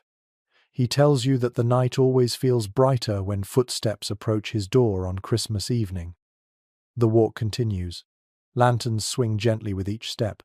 A few villagers begin humming a simple winter tune, its rhythm slow and soothing. Their breath rises into the night, forming pale curls that drift upward and disappear. At one cottage, a young mother answers the door holding an infant wrapped tightly in wool. She accepts the stew with gratitude, her eyes tired but peaceful. The baby lets out a small sigh, as though feeling the warmth through the air. The villagers speak to her softly, offering blessings for the child's first winter. At another house, a group of unmarried labourers gather near a small fire pit. They wave eagerly when they see the lanterns. One jokes that the chowder walk is the best part of Christmas, because it brings everyone together regardless of age or wealth. He accepts his bowl with exaggerated reverence, making the surrounding children giggle. As the group approaches the edge of the village, something unexpected occurs. A faint cry echoes across the field. The villagers stop, listening. The cry comes again, higher and sharper. A young shepherd steps forward, lantern held high. He calls out into the darkness. After a tense moment, a figure emerges from the blind space between shadows. It is a traveller, wrapped in a cloak stiffened by frost. His steps are unsteady. He leans heavily on a wooden staff. Without hesitation, the villagers hurry toward him. They offer him a bowl of stew, which he accepts with trembling hands. Steam rises into the cold air as he brings it close to his face, absorbing the warmth before even tasting it. You notice the relief in his posture, the way his shoulders loosen as the heat seeps into him. One of the villagers invites him to join the walk, guiding him gently back toward the village. Moments like this, you realize, embody the true spirit of the tradition. Not ceremony, not spectacle. A simple act of caring that requires no audience. As the group continues onward, the sky darkens into a deep, velvety blue. Stars appear, faint at first, then slowly brightening. The lanterns bob gently along the lane like floating embers. The cold sharpens, but does not bite as fiercely, softened by movement and companionship. Eventually, the chowder walk circles back to the hall. Bowls are returned to the washing station near the hearth. Cloaks are hung to dry. Lanterns are placed on tables to rest. The villagers settle back into their seats, cheeks flushed from cold and kindness alike. The musicians resume their places. They do not play lively dance tunes this time. Instead, they begin a slow, calming melody shaped by soft chords and long, gentle notes. The music drifts through the hall like the last warmth of a dying ember, weaving itself around those gathered. A child curls up beside her mother, eyelids heavy. A group of men sit near the hearth, speaking quietly about winters long past. A pair of women share a small flask of herbal drink, savouring its warmth. You sit quietly, your body softening into the peace that fills the room. The night outside remains cold, but inside the hall, warmth grows deeper with every shared breath. Christmas evening settles around the village like a soft cloak. No clamour, no noise, just the quiet glow of comfort, earned through community, generosity, and simple human closeness. And soon as the fire sinks lower, the revelry will give way to the last rituals of the night. You sit near the hearth for a long while, letting the warmth soak into your hands as the hall slowly shifts once more. The chowder walk has softened everyone's voices, and the musicians play with gentler hands now. The atmosphere has changed again, descending into something deeper, quieter, and edged with mystery.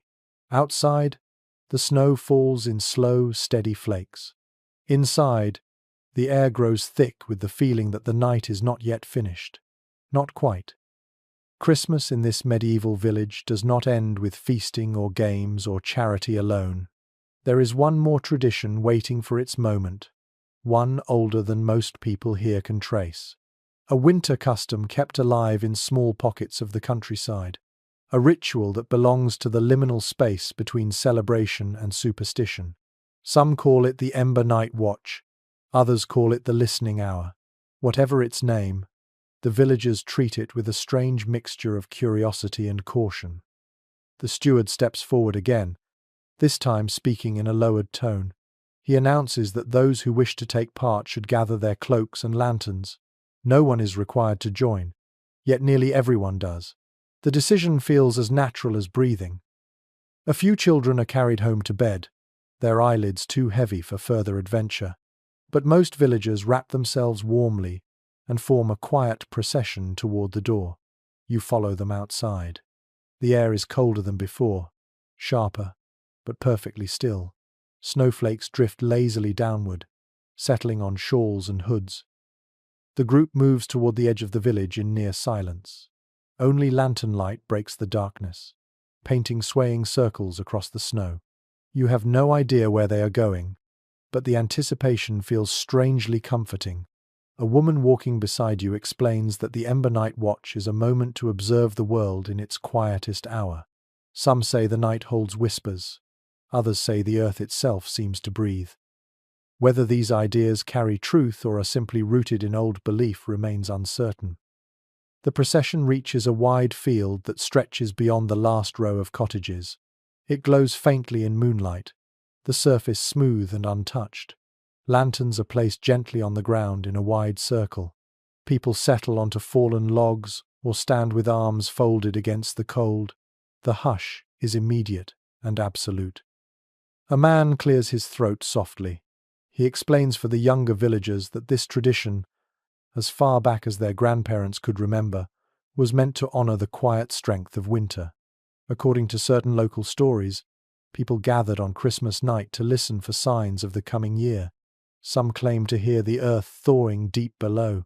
Others listened for the hoot of an owl, believed by some families to carry messages from the unseen world. The interpretations vary wildly, and even the villagers seem amused by the conflicting explanations. Yet they still gather. The fire that burned all day in the hall has been allowed to die down to glowing embers.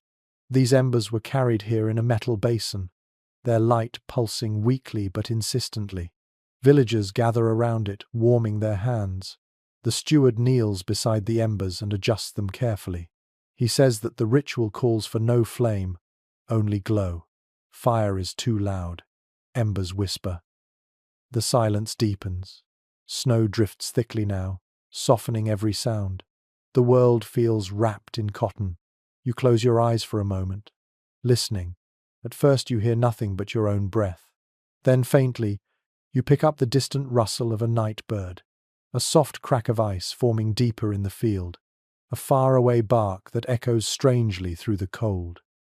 A few villagers share hushed comments. One whispers that she heard something like a sigh from beneath the snow. Another claims she heard the faintest ring of metal, as though someone far away were striking a bell. A man insists he heard nothing at all, and yet he looks strangely moved by that nothing. The meaning lies not in accuracy, but in attention. This is a moment when time feels thinner. The embers glow a little brighter as the cold night air feeds them. A soft pulse of orange light reflects off the villagers' faces, highlighting thoughtful eyes and chapped skin. The night stretches quietly around you. Someone begins humming a single note, barely audible. Another joins. Soon a soft, wordless sound hums through the group, blending with the cold air, rising and fading like breath shared between many people. You feel something settle inside you, a kind of stillness that cannot be forced, only invited. After a while, the steward lifts his hand gently, and the humming fades. Silence returns, but it feels different now, warmer somehow. He scoops a small amount of ash from the basin with gloved fingers. One by one, villagers step forward to dip their fingers lightly into the cooled ash. Then they press the faint mark onto their cloak, a symbol that holds no fixed meaning. Each family interprets it differently. Some see it as protection, others as remembrance. The meaning is private, carried quietly through winter nights. When your turn comes, you touch the ash. It feels surprisingly soft. When you press it to your cloak, a faint grey fingerprint appears. No one comments on it. No one watches. The moment belongs to you. A child lifts her face to the sky and whispers that the snow looks brighter now. Her mother smiles and agrees, though neither explains why. Another villager says he always feels calmer after the Ember Watch, as though he has checked in with the world itself. Whether this sensation arises from ritual, atmosphere, or imagination is impossible to say. The steward gently covers the glowing embers with a layer of snow, extinguishing them slowly. The glow fades, leaving only moonlight to light the group. For a long moment, no one moves.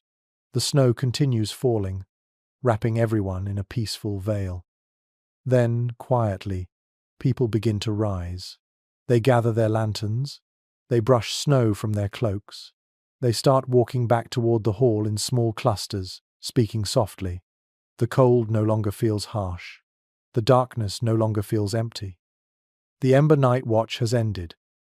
As you return through the village, the hall's windows shine faintly with warm light. The night is deep now, but the sense of closeness, the shared quiet, and the soft mystery of the ritual linger like an echo in the air. Inside, the final celebration of the night waits to begin. Something softer, something gentler, something meant to carry everyone towards sleep. You step back into the hall after the Ember Night Watch, brushing snow from your shoulders as the warmth welcomes you once again. The air inside feels different now, softer, dimmer. The earlier brightness has faded into a calm glow shaped by low embers in the hearth and a handful of candles set carefully along the walls. The villagers move with slower steps, voices hushed to gentle murmurs. Children yawn openly. Adults loosen their cloaks and settle onto benches with the kind of tired comfort that only winter rituals can bring. This is the time of the evening when the celebration turns inward.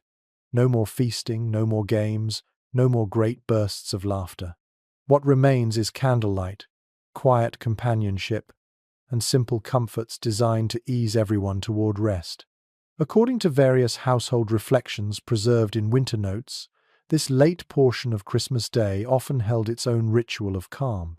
People gathered to sip warm drinks, finish leftover sweet dishes, or simply bask in the fading warmth of the fire. A group of women emerges from the kitchen carrying small wooden trays. Each tray holds thin slices of spiced bread, dried apple rings, and a few pieces of honeyed walnuts saved especially for this hour. They walk gently around the hall, offering these late-night treats to anyone who wishes them. When a tray is offered to you, the scent of cinnamon drifts up lightly. You take a slice of bread, still warm from the hearth. Its sweetness feels fragile, delicate, the kind of flavor that belongs only to quiet hours. Near the hearth, a large pot of warm ale infused with herbs waits beside stacked cups. A man ladles some into your cup. The drink has softened with heat, mellow and slightly sweet. He explains that in some villages this drink was believed to settle the stomach after a heavy feast. Whether that belief arose from experience or tradition is uncertain, but he smiles as he adds that it certainly helps him sleep. You walk slowly through the hall, listening to the changing atmosphere. A mother cradles her drowsy child, gently smoothing her hair. Two elderly men sit shoulder to shoulder, speaking in low tones about winters they endured long ago. A group of teenagers quietly shares the last bits of nuts and dried berries, their earlier boldness now softened by the weight of the day. The musicians settle into a corner and begin to play a new melody. This time it is not lively nor even cheerful. The lute carries a slow tune shaped by long, soothing notes. The shawm rests silent, replaced by a small flute whose breathy tone blends gently with the lute. The drum is untouched. The music feels like a winter lullaby, the kind meant to nudge listeners towards sleep instead of stirring their feet. You sit near the fire, letting its glow wash over your hands and face. The wood inside crackles softly, sometimes popping in small sparks that jump, but fade before reaching the floor. The smell of smoke mingles with the faint scent of pine from the decorations, creating a fragrance that feels ancient and comforting. Several villagers shift closer to the hearth, forming a loose circle of quiet warmth. A woman seated nearby speaks gently about a belief she remembers from her grandmother. On Christmas night, she says, the world listens more intently. Not just people, but the land itself. Her grandmother used to say that trees rest more deeply. The wind quiets its voice, and even the animals feel a kind of shared peace. Whether this idea holds truth or simply lingers as a poetic inheritance is impossible to know, but her voice carries a reverent softness. Across the hall, a young man lights a fresh candle and places it on the window ledge. He explains that some families believe a small flame left burning on Christmas night offers a welcome to any traveler wandering late. The flame also symbolizes gratitude for the warmth shared throughout the day. The meaning shifts from household to household, and interpretation varies, but the candle's glow adds gentle light to the dim room. A few children, still awake despite heavy eyelids, take turns placing pine cones on the hearth's edge. One child explains proudly that her grandfather once told her pine cones placed near embers bring luck for the coming months. The others repeat the ritual, each adding their pine cone with solemn care. Whether this belief traces back to some old winter superstition or a single family's tradition is unclear, but the ritual carries a sweetness that no one interrupts. Several villagers sit in a quiet circle to share reflections about the day. A woman speaks of gratitude for the feast. A man mentions how the mumming performance reminded him of his youth. A teenage boy describes how the Ember Night Watch felt unusually peaceful this year. Their words drift through the hall like soft smoke, unhurried and sincere. You let your gaze wander across the hall. The greenery woven into the beams looks darker now, nearly blending with the shadows. The candles cast their glow upward, making the rafters look impossibly high. The faint music wraps around everything like a winter blanket, softening hard edges and steadying tired minds. Someone begins gathering the empty cups. Another adjusts the logs in the hearth, letting the fire settle rather than flare. Children are carried or guided toward doorways. Adults stretch stiff arms and whisper their goodnights. For all its liveliness earlier, the hall now feels like the heart of a sleeping world, holding warmth gently in its hands. Before long, only a few villagers remain. They sit quietly, sharing the last sips of warm ale, watching the embers fade. You remain among them for a moment, sensing the weight of winter night lingering beyond the walls. The day has been long, filled with stories, food, games, songs, rituals, and kindness. Now its final act folds itself carefully into calm. The steward walks through the hall, offering blankets to anyone who wishes to remain near the hearth. A couple of people accept, others prepare to make their way home through the snow. The musicians pack away their instruments slowly, treating each piece with reverence, as though acknowledging the significance of the day. You rise at last and step toward the doorway. Outside, the world is silent. Snow lies thick across the ground, glowing faintly beneath the moon. The wind sleeps. The village sleeps. Only a few lanterns burn, their light steady and soft. You pull your cloak tighter around your shoulders. The cold touches your face with gentle fingers, but the warmth of the hall still lingers in your core. Christmas night is not over yet, but its final chapter has begun. Soon, the village will slip completely into rest. You step back into the quiet night, the snow beneath your boots whispering with each careful step. The village lies steeped in stillness now. Lanterns glow dimly behind shutters. Thin trails of smoke drift from chimneys, rising and fading into the calm winter sky. The world feels as though it has been wrapped in layers of wool and silence. Christmas night has softened everything. You walk slowly along the lane, letting the cold nip gently at your cheeks. A few villagers make their way home, speaking in hushed tones as they guide sleepy children or steady each other on icy patches. Their shadows stretch long across the snow, merging briefly with yours before slipping away into doorways. Each house you pass looks warm and safe, its wooden frame glowing faintly from the firelight within. Your path leads toward the far end of the village, where a small wooden chapel-like building stands. But this is not a chapel. It is the birth house, a place used rarely, only on special nights when prayer blends with reflection. Several villagers step inside quietly, guided by candlelight. You follow them. The birth house is simple. Wooden benches line the walls. A low table sits in the center, holding a carved figure of Mary and the infant Christ. Not elaborate or gilded, just plain wood smoothed by many hands. A few sprigs of holly lie beside the carving. Several candles flicker nearby, their flames leaning gently in the faint draught. The room smells of smoke, pine, and worn timber. Villagers gather without speaking. Some sit, others kneel.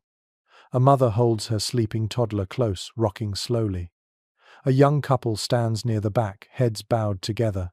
An elderly woman sits on a bench, her thin hands folded quietly in her lap. No one leads this gathering. No one announces a beginning. It simply unfolds. A soft hum rises from one corner of the room. A familiar melody, but quieter than any sung earlier. A lullaby more than a hymn. The voices around you join gradually, shaping something delicate. The old tune floats through the room with the fragility of frost on a window pane, dissolving almost as soon as it forms. According to scattered historical notes on rural worship, late-night songs like these often carried older rhythms woven into Christian devotion. The blending was natural rather than deliberate. The singing fades into silence, leaving only the faint crackle of a candle wick. A young man stands briefly to place a small wooden token on the table. A woman follows, laying down a piece of ribbon. Each gesture seems part prayer, part offering, though no instructions are given. People simply add what they feel moved to leave. Some tokens have personal meaning. Others are no more than fragments of cloth or small carvings shaped over winter evenings. You notice how the firelight reflects gently on their faces, tired but peaceful, worn by a long day yet softened by everything they have shared. A sense of belonging settles like falling snow, quiet and steady. After a while, villagers slip out in small groups. A girl picks up her lantern and whispers goodnight to the figure on the table, as though speaking to an old friend. Her father smiles and guides her toward the door. You step outside too, letting the cold wrap around you again. The sky has cleared. Stars scatter across the dark canvas, sharp and steady. The moon hangs higher, bright enough to cast pale shadows across the snow. You inhale deeply. The air feels colder now, but also cleaner, as though the whole world has taken a slow breath. On your walk back toward the central lane, you hear a soft sound behind you. Footsteps. A woman approaches, carrying a basket covered with cloth. When she recognizes you, she smiles shyly and explains she is taking warm broth to a neighbor whose child fell ill earlier in the week. She adds that her mother taught her never to let Christmas night pass without visiting at least one person in need. Whether this practice came from religious instruction or family custom is unclear, but she follows it faithfully. You walk with her for a few moments, listening as she describes winters past. She speaks of harsh blizzards, surprise thaws, and years when food was scarce yet kindness remained abundant. After she turns down a narrow path, you continue alone. The village seems to glow from within, each window a small ember, each doorway a quiet sanctuary. You pause beside the well, listening to the faint drip of melting ice deep below. A fox darts across the lane and disappears behind a cottage, leaving delicate tracks that will be gone by morning. As you approach the hall, you find only a few people outside, brushing snow from their cloaks before heading home. They bid you a gentle good night. Inside, the hall has grown even dimmer. Only the embers remain, glowing faintly on the hearth like tired eyes closing. A few blankets lie folded neatly on the benches, left for those who choose to sleep near the warmth. You sit for a moment near the dying fire. The quiet feels different now that nearly everyone has gone. Not empty, more like the final breath of a long song. A few glowing embers pulse softly, and you watch them until they begin to fade. You rise and step outside again.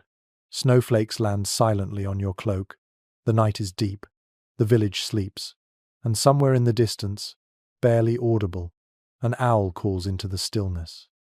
Christmas is drawing to its close, but its last spark still glimmers in the cold air, waiting to settle gently into the dreams of everyone resting behind those warm wooden walls. You leave the quiet glow of the hall behind you and walk deeper into the village, feeling the softness of the snow under your boots. Christmas night has reached its stillest hour. The world feels wrapped in velvet darkness, calm and complete. Lanterns have been extinguished one by one. Chimneys breathe faint trails of pale smoke. The whole village slumbers except for a few lingering figures who wander the lanes with the slow, reflective steps of people reluctant to let the day end. Your breath curls into the cold air as you walk. The moon hangs above like a polished silver coin, bright enough to cast faint shadows of your movements. The snow glimmers with an almost dreamlike sheen. Every sound feels amplified by the stillness. The gentle crunch of your footsteps, the distant cracking of a settling roof beam, the soft rustle of a branch against the wind. You pass a cottage where an elderly couple stands outside their door, gazing at the sky. They nod to you without speaking. The man points upward to a particularly bright star. The woman murmurs something about how her grandmother used to say that a clear Christmas night foretold good fortune. Whether this belief carries any real origin or survives only in family memory is unclear, but the couple seems comforted by it. Farther down the lane, a group of teenagers sit huddled on a low stone wall, wrapped in thick cloaks. They whisper quietly, sharing small jokes and half-remembered stories from the day. One boy idly traces patterns in the snow with his foot. Another girl hums a tune from the Mama's Play. Their energy is softer now, stripped of excitement but still warm and alive. They laugh under their breath, careful not to disturb the sleepers nearby. You turn toward the fields beyond the cottages and follow a narrow path that curves behind the barns. The snow here lies untouched, smooth as a sheet of unmarked parchment. A faint wind brushes over the surface, raising tiny spirals of powder. The fields appear endless in the moonlight, as though they stretch far beyond their true borders. Winter has a way of widening the world. As you walk, you notice a dim glow farther ahead. At first you think it is a lantern, but as you approach, you realize it is a house with its door slightly ajar. A man stands in the doorway, warming his hands over a small brazier. He greets you quietly and tells you he is keeping watch over his animals tonight. He mentions a belief his father once shared, that animals grow restless on certain winter nights. Some people claimed they even spoke in soft murmurs after midnight. He admits he has never heard anything unusual, but the thought keeps him attentive every Christmas. Traditions like this vary across regions, and accounts differ heavily, yet each version reveals something about the fascination people hold for winter nights. You continue onward until you reach the barn. Inside, the animals shift gently in their sleep. A cow exhales in a long, slow breath. A sheep rustles against the straw. The warm scent of hay fills the space, soothing and familiar. The farmer leans against a wooden post and remarks that Christmas always feels calmer in the barn than anywhere else. He says the silence here has a way of settling the mind. You nod, sensing the truth of his words. Leaving the barn behind, you wander toward a small rise overlooking the village.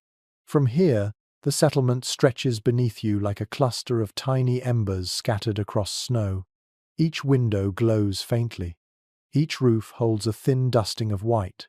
The scene feels timeless, as though the world below could belong to any century.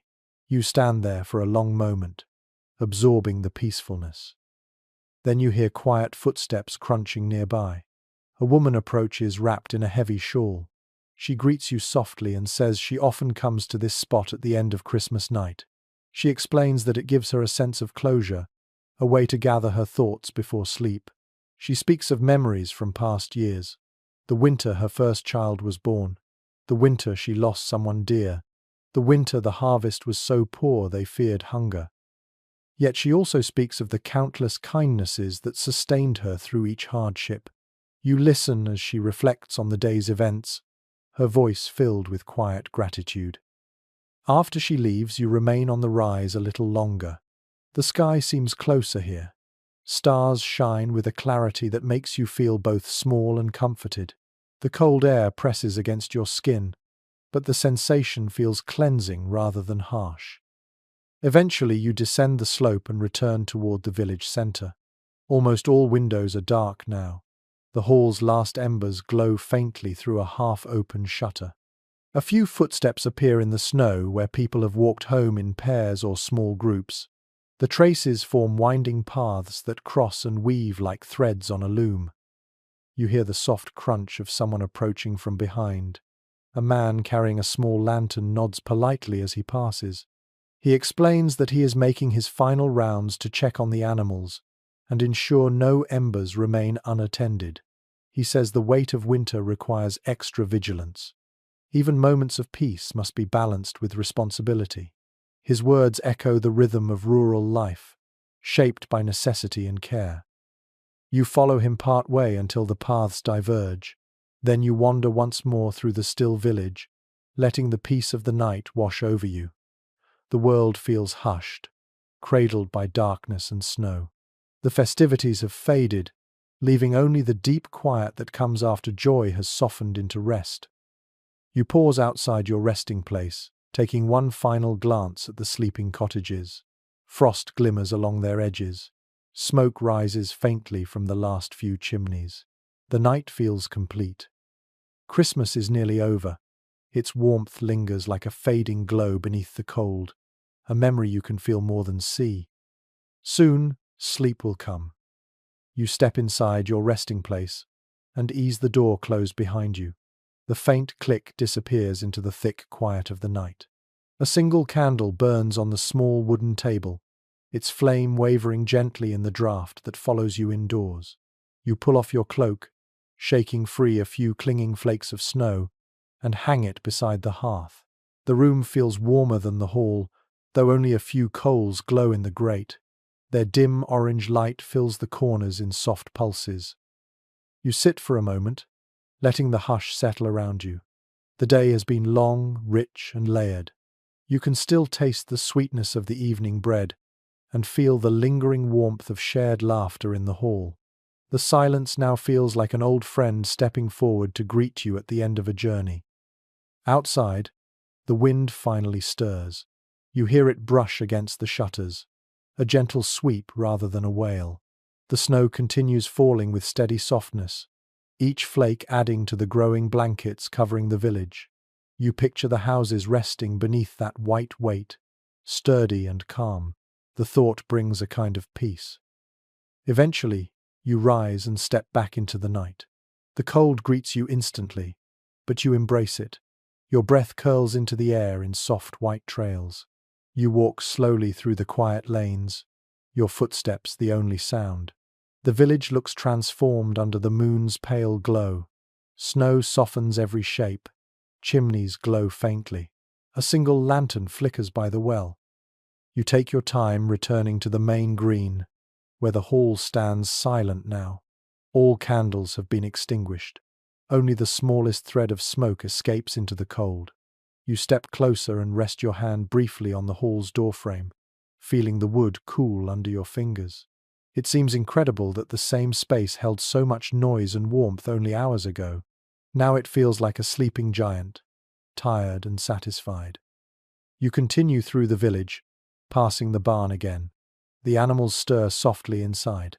Their breath clouds the air through the gaps in the boards. A cow gives a slow, deep exhale that sounds almost like a sigh.